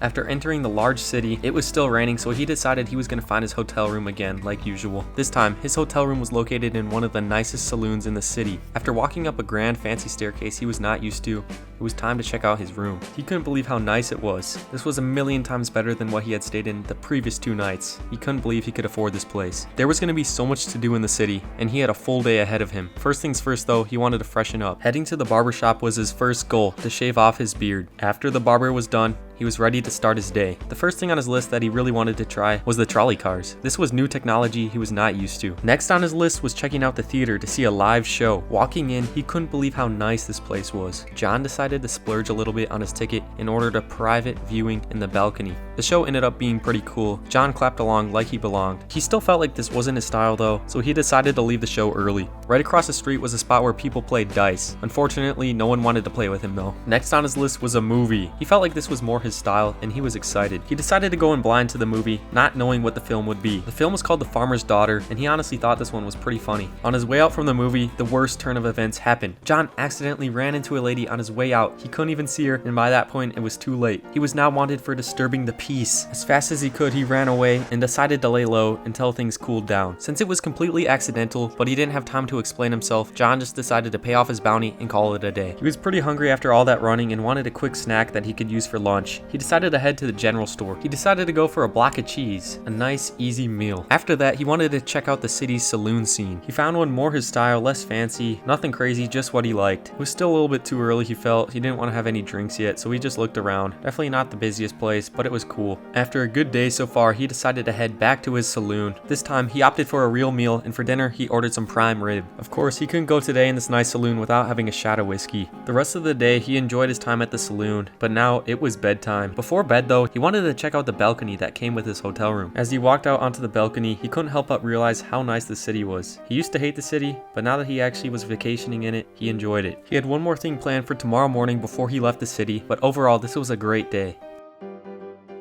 The next morning right away, John went to his next activity, which was getting a custom portrait photo taken of himself. He tried a ton of different poses, backgrounds, everything. Finally, he settled on one he liked and took the photo. Now he was done with the photo, he was ready to leave Saint Denis. He was not quite used to cities yet, but his time here was well spent. The next town on his journey was easily accessible by horse. So once again, his journey gave him time to reflect. How did he like Saint Denis? His hotel was truly the pinnacle of luxury. He gave it 9.5 out of 10. There was an endless amount of things to do in the city, easily a 10 out of 10. He didn't even get to everything. The overall niceness town rating was an 8 out of 10. The city has its nice parts, and obviously the lesser nice parts, but overall, a solid city. That brings the total for Saint Denis 27.5 out of 30. As the scenery started to change around him, he knew he was coming up on his location. This upcoming town was small, but it had a lot of life. Welcome to the town of Rhodes. John had now made it to his next location, and it couldn't be any different in size compared to the last city he was at. Like usual, he decided to get his hotel situation under control first. Rhodes has one of the nicest saloons in all of the country, and it always has been one of John's favorites. He was more than happy to be back and would definitely be utilizing the bar later. First though, he found his room, and it honestly wasn't anything special, but it did the job. It definitely had a much smaller bed, but that was no problem for John since he was alone. After checking out his room, he realized he was really hungry. He had no breakfast this morning, so he decided to head to the general store. John decided on some corned beef and a peach. After eating his food, he was ready to explore the town a little bit. He'd heard good things about this gun store, so he decided to check it out for himself. He didn't end up buying anything new though. He told himself he didn't need any more guns. He'd always wanted to check out this wood mill, so he asked a couple guys if he could take a look, and they said yes. It was cool to see how everything worked up close, and he liked seeing the engine that powered it all. There's honestly never been a whole ton to do here, so John just spent a couple hours talking to some people here, asking them if they liked living here. He was still pretty hungry, so he decided to head back to the saloon for some food. He ordered cracked wheat and milk, and despite what it looked like, it actually tasted not too bad. He decided to have a beer too, cause why not? With not much left to do until night, also being tired from the trip, he decided to take a nap. John decided he was finally going to go all in at the bar tonight. He decided to wait though after his nap up on the roof. Once it got dark, John headed to the bar and had a ton of whiskey shots. He had the bartender keep them coming. Eventually he started to get a little bit tipsy and he decided to only have one more. At this point he was definitely gone. He was able to keep it together though and made it upstairs. He ended up making a guy a little bit mad. Thankfully he diffused the situation. After that he figured he had his fun and it was time for bed. Rhodes didn't have too much to offer, but he had a good day. He awoke ready to continue his journey. The saloon was surprisingly busy this morning. John noticed the guy in front of him was a little bit drunk. Instead of taking a horse today, he'd be taking the train. After purchasing his train ticket, John was ready for the next location. A decent distance by train meant he had time to reflect and think of his time in Rhodes. The hotel room in Rhodes was very average. John gave it a 5 out of 10. There honestly wasn't that much to do in Rhodes. The saloon really kicked up his score though, so we gave him a 4.5 out of 10. The overall niceness town rating was a solid 7 out of 10. Rhodes has always been a very nice and clean town. The total score for Rhodes is 16.5 out of 30. Just in time, John's train stopped at Riggs Station where he needed to be. This was his stop, but it was not the end of his journey to the next town. The next leg of this journey involved a quick horse ride. All of a sudden, John was now in the next town, Strawberry. Strawberry was a beautiful little town. Just like the last, it wasn't big, but it had a lot of character. As you know by now, John headed to the hotel where he would be staying. His room was located in the Welcome Center. When John walked into the room, he was amazed at how large and nice it was. John then realized that his room came with the best balcony view in the whole town. Right across the street from the hotel was the general store. John decided to go get some food. He felt like buying a carrot today and some canned peaches. Strawberry was a great scenic town for walking around, so it was time to do that. John met a fisherman and asked him if he had caught anything. Apparently Strawberry was famous for this guy playing 5-finger fillet, so John decided to challenge him. He decided to get a couple practice rounds in before actually challenging him. Eventually, he got the hang of it and started going super fast. It was now time to put some actual money on the line. John's opponent was pretty good, but he knew he could beat him. It was now John's turn to go, and oops, he accidentally hit himself, but don't worry, he decided to lock in, and look at how fast he went. John ended up taking the victory in a solid performance. After the 5-finger fillet, he decided to chill it out a bit. Good thing there was an outhouse here, because he had to go to the bathroom. Like usual, John liked to talk to the residents of the communities he was visiting. He even decided to listen to the local reverend and his sermon. Probably the coolest part about Strawberry though is the various bridges over this river. John's curiosity peaked when he noticed this ladder. He wanted to climb it to find out what it went to. What he found at the top was this empty water aqueduct. It looked like it took the water from up there and into the river. Being dumb, John decided to have some fun and he followed this thing to the end. Continuing to make poor choices, John thought it would be fun to jump off of here into the river. He severely miscalculated his jump and hit a rock, almost drowning in the river. Thankfully, he was able to grab onto a nearby rock and safely gather himself out of the river. John decided that was his cue to play it easy the rest of the day. He headed back to the welcome center. He decided to partake in one last adventure of the day though. He headed over to the jail right next door. After speaking with the sheriff, he gave him permission to go down and check out the jail cells. John said hi to the 2 prisoners in the jail cell and thanked himself and his brain for never ending up in this situation. For real this time, John went back to his hotel and decided to spend the rest of his day on the balcony watching the town go by beneath. Since there was no saloon in this town, he decided to call it a day and head to bed. The next morning, John said goodbye to the Welcome Center and Strawberry as he started his trek to the next town. Looking back on Strawberry, John really liked this town. He rated the hotel 8.5 out of 10 due to its great view and great room. There was no saloon, less things to do in this town, so he gave things to do 5 out of 10. The overall town niceness rating was an 8 out of 10, leaving a total of 21.5 out of 30. His horse ride to the next town was very cool. He ended up riding through a river. Just like that, he was now back into dry fields, coming up on the very next town. This one though was very familiar to him. He had recently purchased and rebuilt a ranch right next to Blackwater, so this was his hometown. Blackwater was another up-and-coming big city, and it had a lot of promise to it. Obviously, John was on vacation now though, so instead of staying in his ranch, he wanted to check out the hotel in the saloon. He was very impressed with the hotel room. It looked very fancy and nice. The first thing John did was head downstairs and have some peach cobbler. After his food, it was time to hit the town. Blackwater had its very own movie theater, so John wanted to see what was playing. He was disappointed though when he realized it was the same movie he had just watched when he was in Saint Denis. He didn't stay to watch the whole thing, but he made sure to say hi to the dog on the way out. He ended up asking a local what his favorite part of the town was, and he recommended he checked out the pier. He realized he had never actually walked out here, so he was excited to try it out. He realized there was a great view of Blackwater from this pier. Looking at Blackwater from the perspective of a tourist made him realize he was happy he moved here. He was for sure going to take his wife here. He went to the ticket office to see if there was any tickets available for the ferry boat, but everything was closed. He asked some other locals what their favorite things to do. They actually recommended him to go onto the tops of the roofs. That idea really sparked an interest in John, and he found a ladder that he was going to climb up to the top. He knew he probably was not supposed to be doing this, but he didn't see any cops around, so he called it good. He was not satisfied with this roof though and wanted to go to the very tallest one. He was super glad he did this because at the top he got the best view possible of the town. He was discovering so many new things about this town that he never even once thought about doing. After not getting to play any dominoes in Saint Denis, he knew of a good spot here in Blackwater to play some. These guys were just outside of the town and were always playing. After a couple of rounds, John left the table. After that, he had a couple drinks at the saloon while waiting for night. Later that night in the saloon, John decided he wanted to play some blackjack. He didn't do so well though and lost his first round and his second, so he just left the table. After that, he called it good for the day and headed to bed in his nice hotel room.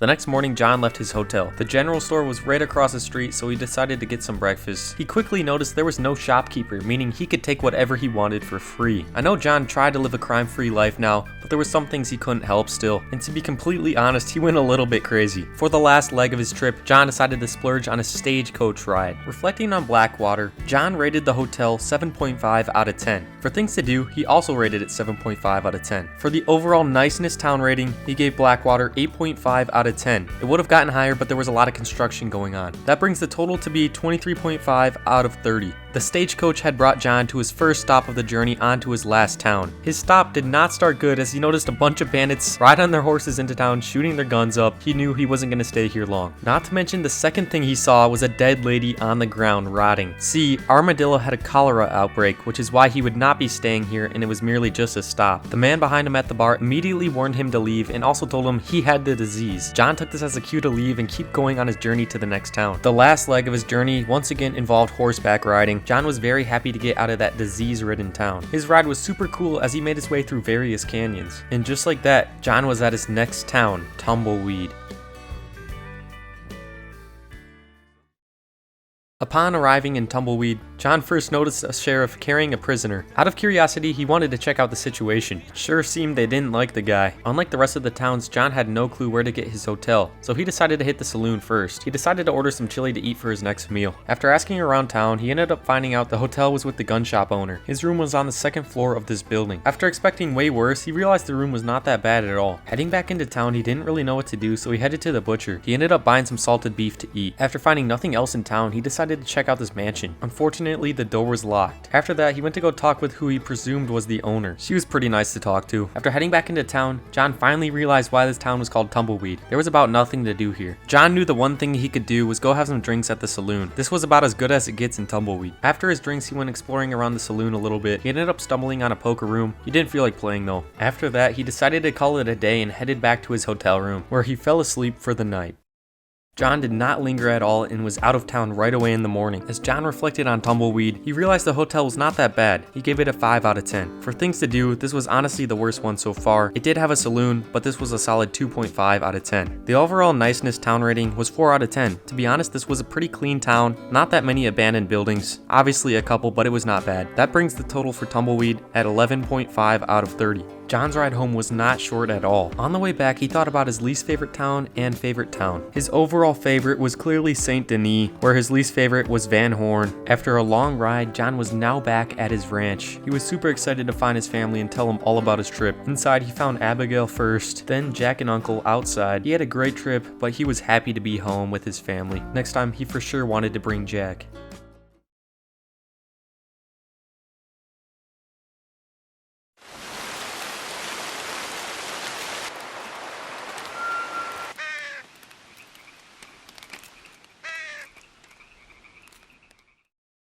Strawberry was becoming one of John's favorite places to visit. Today, it was again another hub for one of his adventures. First, he checked into his hotel for the night. He was staying at the Welcome Center's room. At this point, he had stayed here many times, and by far, this was one of his favorite hotel rooms he's stayed at so far. First things first, John needed to change into a lighter, more breathable outfit. He decided to go with this outfit. Like usual, he always had to check out his amazing balcony view. He was hoping to go on a mini hike today, and then tomorrow hit the big hike he was waiting for. First though, he wanted to get something to eat. The best general store in town is right across from the hotel. He wasn't quite sure what he wanted to eat yet, so he decided to browse the catalog. He decided to buy some locally sourced salted beef, and also bought a simple bread roll. While eating his lunch, he wondered where he'd take his first mini hike. He wasn't quite sure what he'd do yet, but he also wanted to do something today still. He decided to go around and ask some people what they thought he should do. Some people had no good suggestions for him, but one guy just told him to follow the river down. He said it was a pretty cool route.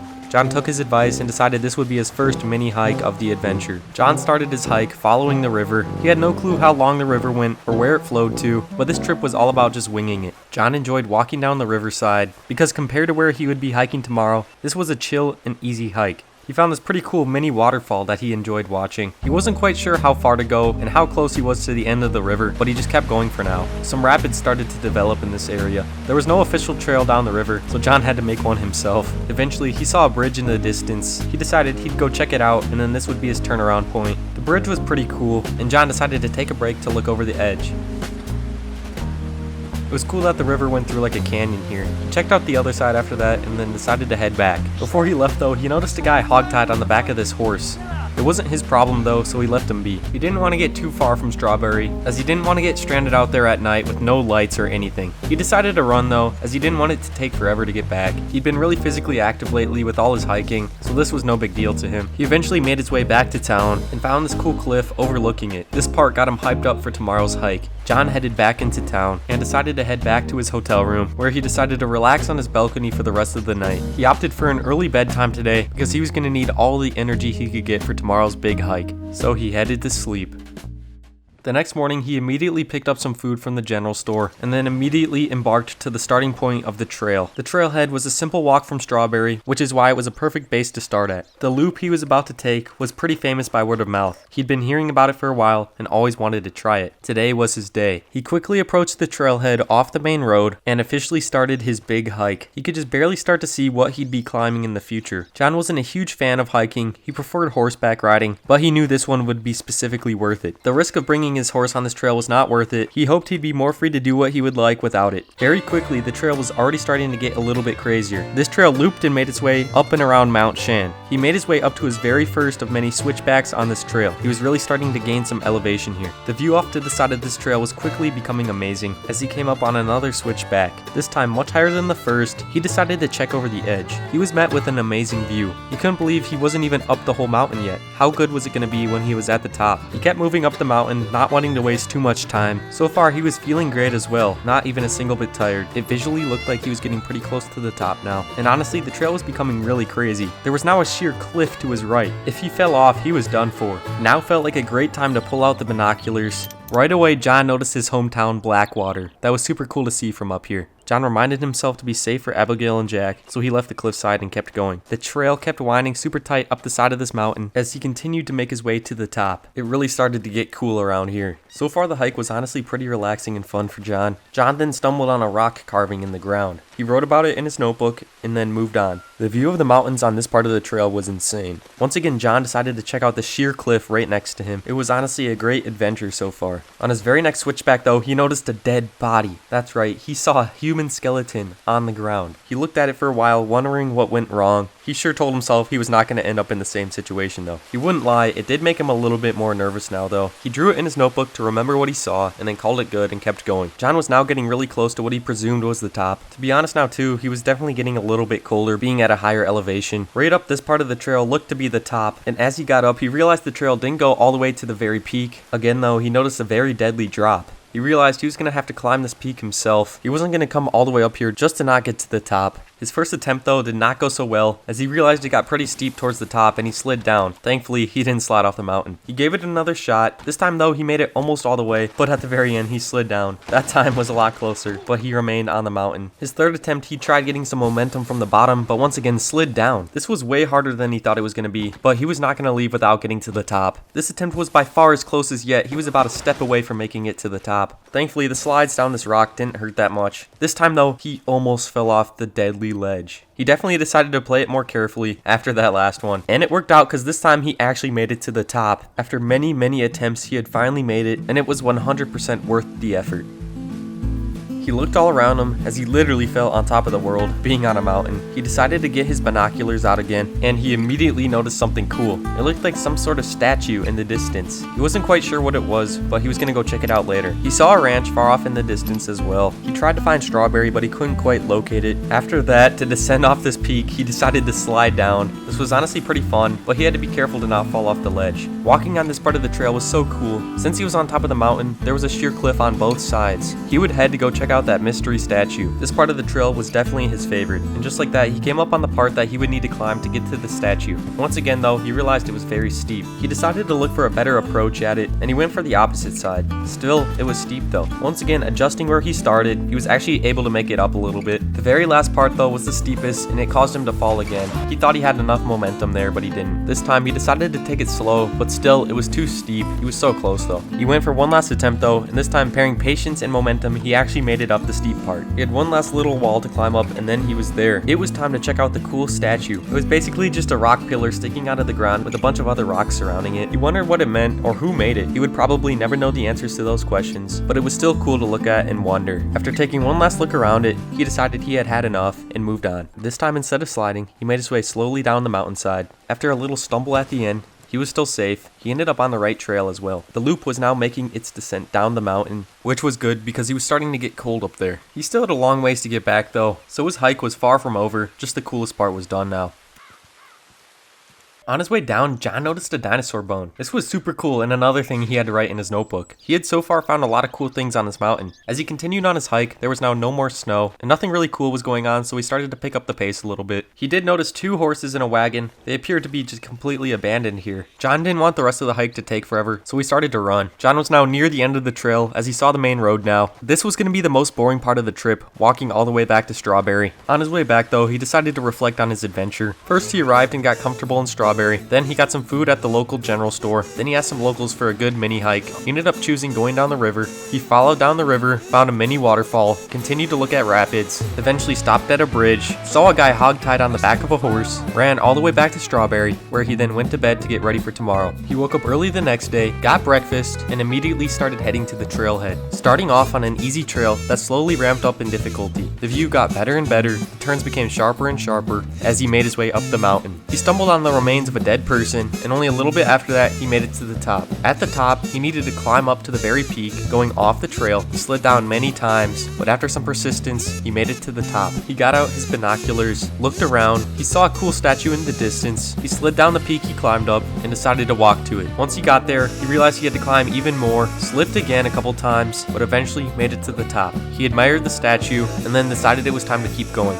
He made it back to the main trail, found a dinosaur bone on the way back, and then made it to the main road on his way back to Strawberry, where he was now. Eventually, he came up on a sign telling him he was close to Strawberry, so he followed its directions. He continued his long run, and shortly after, he arrived back at the town of Strawberry. It all ended up being perfect timing as well, because the sun was starting to set. Today was a great day for John, and he was very happy he went on the hike.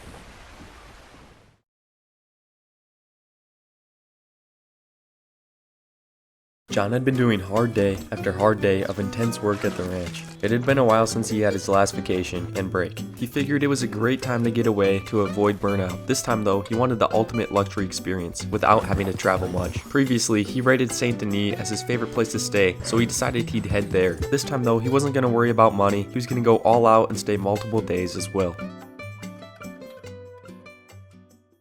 To keep with the luxury mood, John started the first leg of the trip on a stagecoach, first stopping in Valentine to go to the train station where he would purchase a ticket straight to Saint Denis. He didn't want to do any of the traveling himself this trip. He had now arrived in Saint Denis on the train and had completed the journey there. He had a fairly nice seat on the train as well. He walked off and was now at his vacation.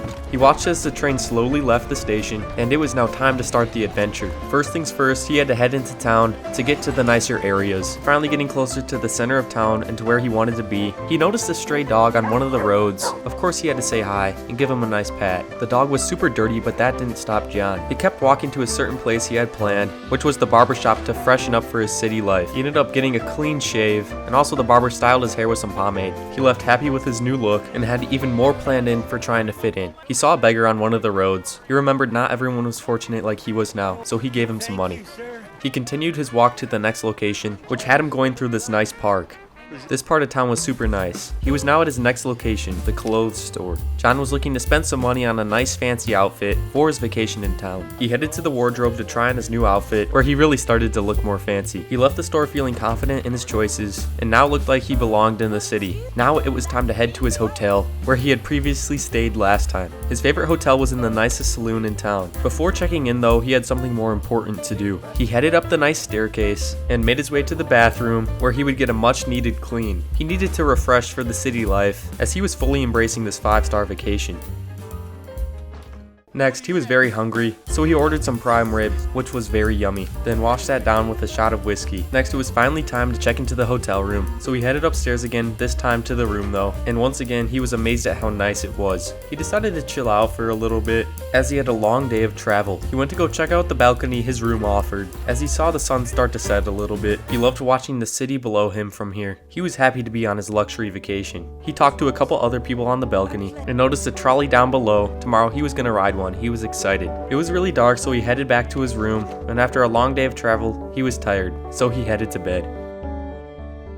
The next morning, John woke up nice and early. He walked to a trolley station where he got on. These things were still so crazy to John. completely new technology to him. Even though they were slow, this was a fun way to get around the city. This of course was a part of the 5-star experience. Eventually John got off where he wanted to be. He was gonna head to the town market. He wanted to check out what this place had to offer. He noticed a food stall and he took a carrot. After checking out the market, John wanted to head to the general store. He was pretty hungry now, so he'd get some food. He ended up getting some fine brandy, and then he left. He ate his food, and then drank the brandy. After fueling up, John had something exciting planned. He was heading to the movie theater. He came here last time and really enjoyed it. He purchased a ticket for himself, then walked in not knowing what the movie was. He decided to opt for a higher balcony view for this movie this time, and he settled into his seat. However, he realized he could barely see anything from here, so he just decided to stand up instead. This was a new movie he had never seen before, thankfully. He was excited to see what it was. Honestly, standing up here by himself wasn't that bad, and overall, he enjoyed his time at the movies. He left the theater and was on to the next thing. He wanted to go check out the super nice neighborhoods in the city that had many mansions and awesome houses. He liked looking at these to see what his potential future could be. These truly were the best of the best that he could find. Some of these were super big and looked so nice. He shortly came up on one of the largest mansions in the entire city. This thing was truly massive. He admired it from afar. As he was talking to a rich local, he noticed a poster on the wall. It was an advertisement for a show at the theater. He decided he'd attend tomorrow. On his way back, he noticed another really nice park. He checked out some of the paths. He also noticed some guys playing dominoes. He went to go see if he could play with them, and thankfully they let him. He wasn't the most familiar with the game, but he was just happy to meet some people. He always felt kind of isolated at home. He was glad to get out into the public.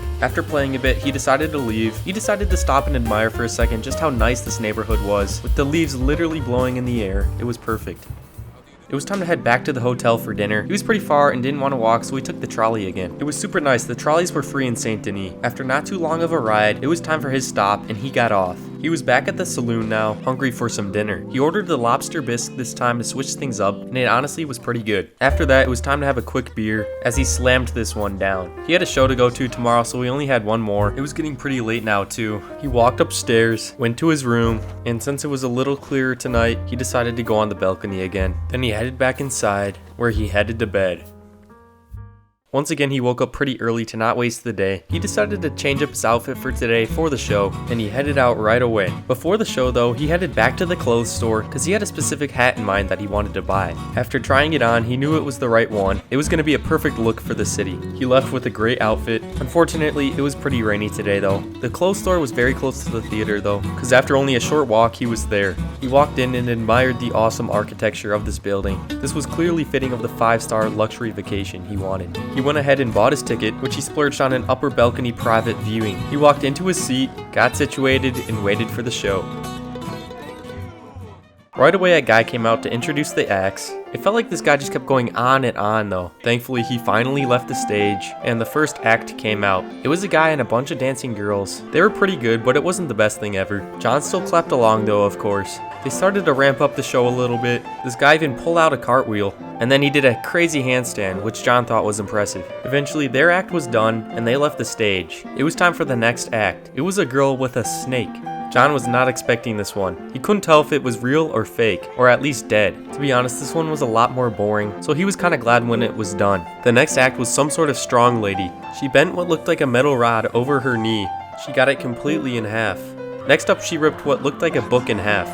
Then she did a somersault onto this table. Then a second person came out and broke what looked like a brick right on top of her. This last one was his favorite by far. John got up and left the show. He enjoyed the performances more than he thought he would. He then left the theater ready for the next thing. He honestly wasn't quite sure what he'd do next. He remembered there was a self-portrait photographer here in the city, so he decided to head to it. On his way, he noticed a dead pig on the ground. This thing was nasty and rotten. It had been dead for a while, clearly. He then made it to the photographer and got ready to take his picture. He tried a couple different backgrounds, but ended up going with this one. He tried a couple poses as well, but went with this one. He wanted a fancy look, of course. He was happy with this photo to remember his trip, so he left the store. The cemetery was right across the street, so John decided to check it out for fun. For a cemetery, this was about as grand as it got. He saw one he wanted to try and go in. It was unlocked, and he saw a bunch of caskets in there. It was a little bit creepy, to be honest. He left and just looked around the whole cemetery. He found another cool looking one, and he tried going in another one, but it was locked. He called that good and left the cemetery. As he was leaving, he saw yet another dead animal. This time it was a horse. He really wondered what was going on the street. How was everything dead? He decided to walk back through some alleyways this time, which was honestly cool. It brought a whole nother light to the city. It had a whole different vibe back here. As he was walking through the alleys, he noticed a man running from a police officer. He decided to go take a look. He was kind of intrigued, to be honest. The police officer gave the man a hard hit and it looked like he killed him. All of a sudden, he put him over his shoulder and just walked away with him. John decided to mind his own business though. After that, he decided to leave the alleyways. He headed to the market once again to get a better look this time. This time he went to the trapper to see what he had to offer. He had a bunch of cool outfits, hats, everything like that. Too bad John didn't have any pelts. He was definitely going to come back here at some point though. He looked at the rest of the stalls and then made it out the back entrance. After that, he figured it was time to head back to the hotel, this time taking a nice run back instead of the trolley, which he got there in pretty good time. He wanted to take it easy the rest of the day until night, so he just went to go chill on his bed. Since it was the last night he was going to be here, he decided he would go crazy at the bar tonight. It was time for his first beer, then his second, then his third, then his fourth, then his fifth. It was after his fifth he finally started to notice an effect. He was now a little bit tipsy, but of course he had to keep going. He had his sixth, seventh, and even eighth. By now, he was so gone. His judgment was completely down the drain, so he kept going. He had his 9th, then 10th, and even 11th, where at this point he genuinely couldn't even tell what was going on. Everything was so distorted. He finally stood up from the bar, but then, dark. He woke up the next day very confused, feeling not great. He was on some random street, not in his hotel room. He must have blacked out last night. Having no clue what happened, he just stood there for a while. Hopefully he didn't do anything stupid. This was a good call for John to end the trip here. He realized he went way too far last night. After shaking off last night, John headed back to the hotel to take a quick nap before leaving. He was still feeling very rough, so this was much needed for him to recover. During his sleep, John dreamed about his trip. This truly was a 5-star vacation. Spending 3 nights in Saint Denis, John experienced it all. He started on a stagecoach, then moved to a train, where he finally made it to the station, first getting cleaned up at the barber shop, to then getting a fancy outfit, getting some good food at the hotel, then checking in. John later went to the movies that day, having a great view, then going to a great show the next day with various acts of all kinds, to then just exploring the town. This was overall just a great trip for John. The last night, he went a little crazy, but that didn't mean anything. It was still a great trip. John woke up from his nap, catching up on some sleep, to then having to leave the town. He headed to the train station, hopped on the train, and that was it. His vacation was over. After spending some time in Saint Denis, John wanted to get away. He'd been in the city for a while now and wanted to return to a simple life. He thought what better idea than to take a camping trip up north to go fishing. Before leaving on his trip though, John had to prepare. He headed to the nearby general store to stock up on goods for the trip. John also bought some canned food for an easy meal if he needed it. He also bought a lake fishing lure that he would use on his trip. After stocking up, he was ready to leave the city. He had a couple of stops he was going to make on his way up north. His first stop led him deep into the swamp. He'd be heading to one of the best underground fishing stores in the country. He was now in Le Gras. This was a settlement deep in the bayou. As he approached the bait shop, he hoped he would find something good. Unfortunately, he had already purchased the lake lure, so the only other one that would be worth his time was the river lure, just in case. He put the lure on his pole just to see how everything looked together, and then it was time to start the long journey ahead. This was going to be a 2-day horseback trip, so he had a town in mind that he would stop in for tonight. The nature and scenery around him slowly started to change as he made his way on his journey. He made sure to stop and care for his horse along the way, making sure he was feeling good. As the day went on, the sun started to go down as well. Just like that, John was almost at his second stop already. He would be stopping at Valentine and then camping around here for the night. John wouldn't be staying here very long, but he did have an idea. He'd always loved the saloon here, so of course he would be heading in. After traveling on his horse all day, it was nice to finally do something different and just relax. He had a couple beers at the bar, and by that time the sun was starting to set. He decided he would leave and go set up camp for the night. Valentine was always one of his favorite towns to visit, so he was glad he stopped. He wanted to set up camp at high ground, so he climbed up this mountain. At the top, he ended up finding a pretty good clearing that he could use as a campground. First thing, he made a fire, then put up his tent. He was pretty tired out from a day of traveling, so he decided to head to bed right away. It was now the morning, so John got up. He was happy to be away from the city. He had some of his canned food for breakfast, then chilled out by the fire for a tiny bit. He couldn't linger for too long though, because he wanted to get to his spot and also fish today. The ride wasn't too much further today, so he was excited to get going. He was heading to what he heard was a great fishing lake. If he caught any fish, he was for sure going to eat them too. This portion of the ride involved climbing up a pretty big mountain. Coming down the other side of the mountain, John hoped to see the lake soon. He was now nearly there and could almost see the water. And just like that, he got his first glimpse of the lake. He decided to go take a look at the lake a little bit closer. As John climbed up this rock, he saw an amazing scene. This lake was named O'Creagh's Run. John was super happy he made it, and he was excited to get the day started. First things first, John needed to find a good spot for his campsite. While looking, he found another guy camping on the lake as well. He used his binoculars to check out his spot and see how it looked. Then he scanned the rest of the shoreline to see if he could find a good flat spot by the lake. While looking, he found a perfect spot and decided to head to it. On his way to the spot, he passed by a cabin, and just like that, he had found a perfect flat spot by the water for his campsite. After examining the spot, he decided this was perfect and he was going to set up here. First, he got a fire going, and then he put up the tent. He now had his full campsite set up. He was ready to check out his potential fishing spots. Just a couple feet away, he noticed a perfect spot, and he already saw some fish in the water. He decided he was going to fish here first. He got his fishing pole out and was ready to get some casts going. As he got closer to the water, he could not wait to throw his new lure in. He made his very first cast of the trip. He was a little rusty. That was a terrible one. He reeled it back in and went for round 2, which ended up being a lot further and a perfect cast. It happened to be right over some fish, so he reeled this in, hoping for a bite. After only a couple seconds, he noticed a bite and hooked the fish. It was fish on. He now had to fight the fish and reel it in.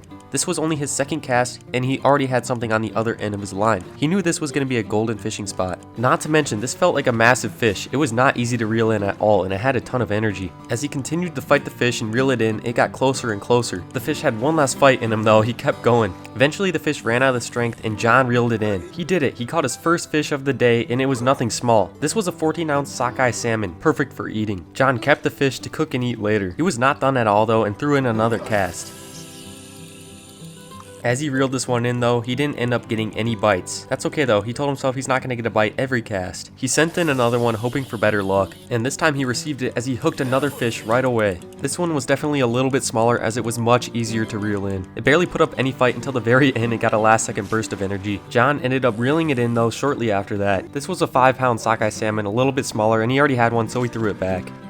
He noticed what looked like a muskie close to shore, so he was determined to catch one of those today. John took another cast, hoping to catch a muskie here. Once again, only a couple seconds later, he ended up hooking a fish, and this one felt massive. He could tell right away that this fish was going to put up a massive fight. Every time he'd get a little ground on the fish by reeling it in, it'd just go crazy again and have a ton of strength, reeling back out the line. John quickly realized this was going to take a while. He was determined though, he was going to catch this fish, no matter what it took. No matter how close John got the fish to shore, it would just end up having another burst of strength. Time after time, he'd get so close yet so far because it would just go out again. This attempt, he was mere inches from getting the fish on shore, yet it had more strength and pulled out more line. John was starting to get super tired and almost wanted to give up here. It was these moments where the fish almost got to shore that he got the most angry. After many minutes of fighting this fish, John finally had the advantage and he ended up getting this onto shore. He had just caught a muskie, the fish he was hoping to catch, and this was a massive one. He couldn't believe his eyes. He had just reeled in a 19-pound muskie. This was by far his largest fish of the day and also largest of all time. He contemplated putting it back, but he decided to eat it ultimately because he'd never tried muskie before. He brought the fish straight back to camp and decided to cook it up and eat it right away. Muskie was supposedly a flaky type of meat, so he was excited to try it. It ended up tasting not too bad, and he was pretty hungry, so he decided to have some more. After his lunch though, he knew he wanted to get back to fishing soon and catch some more species. This time he decided to try a slightly different spot. Also, he changed up his bait to some cheese to hopefully catch some new species. Making his first cast, he could see some fish out there again. He knew he was in a good spot. On his very first cast with the cheese, he ended up hooking a fish right away. This one was super easy to reel in compared to the last fish. It only took a couple of seconds. This was a 1-pound chain pickerel. He thought it looked a lot like a pike because apparently it is in the pike family. Since it was so small, he threw it back. He put cheese on his line again and opted for another cast. This time he decided to just let the cheese sit there and waited for a fish to come bite. Eventually one took the offer and now he had a fish on his line. This one felt a little bit bigger than the last one. Still, it was not very hard to reel in. This was a 1-pound rock bass, a new species for the day. Of course, John decided to throw it back in the water. After that fish, he walked back to camp and decided to take a little break from fishing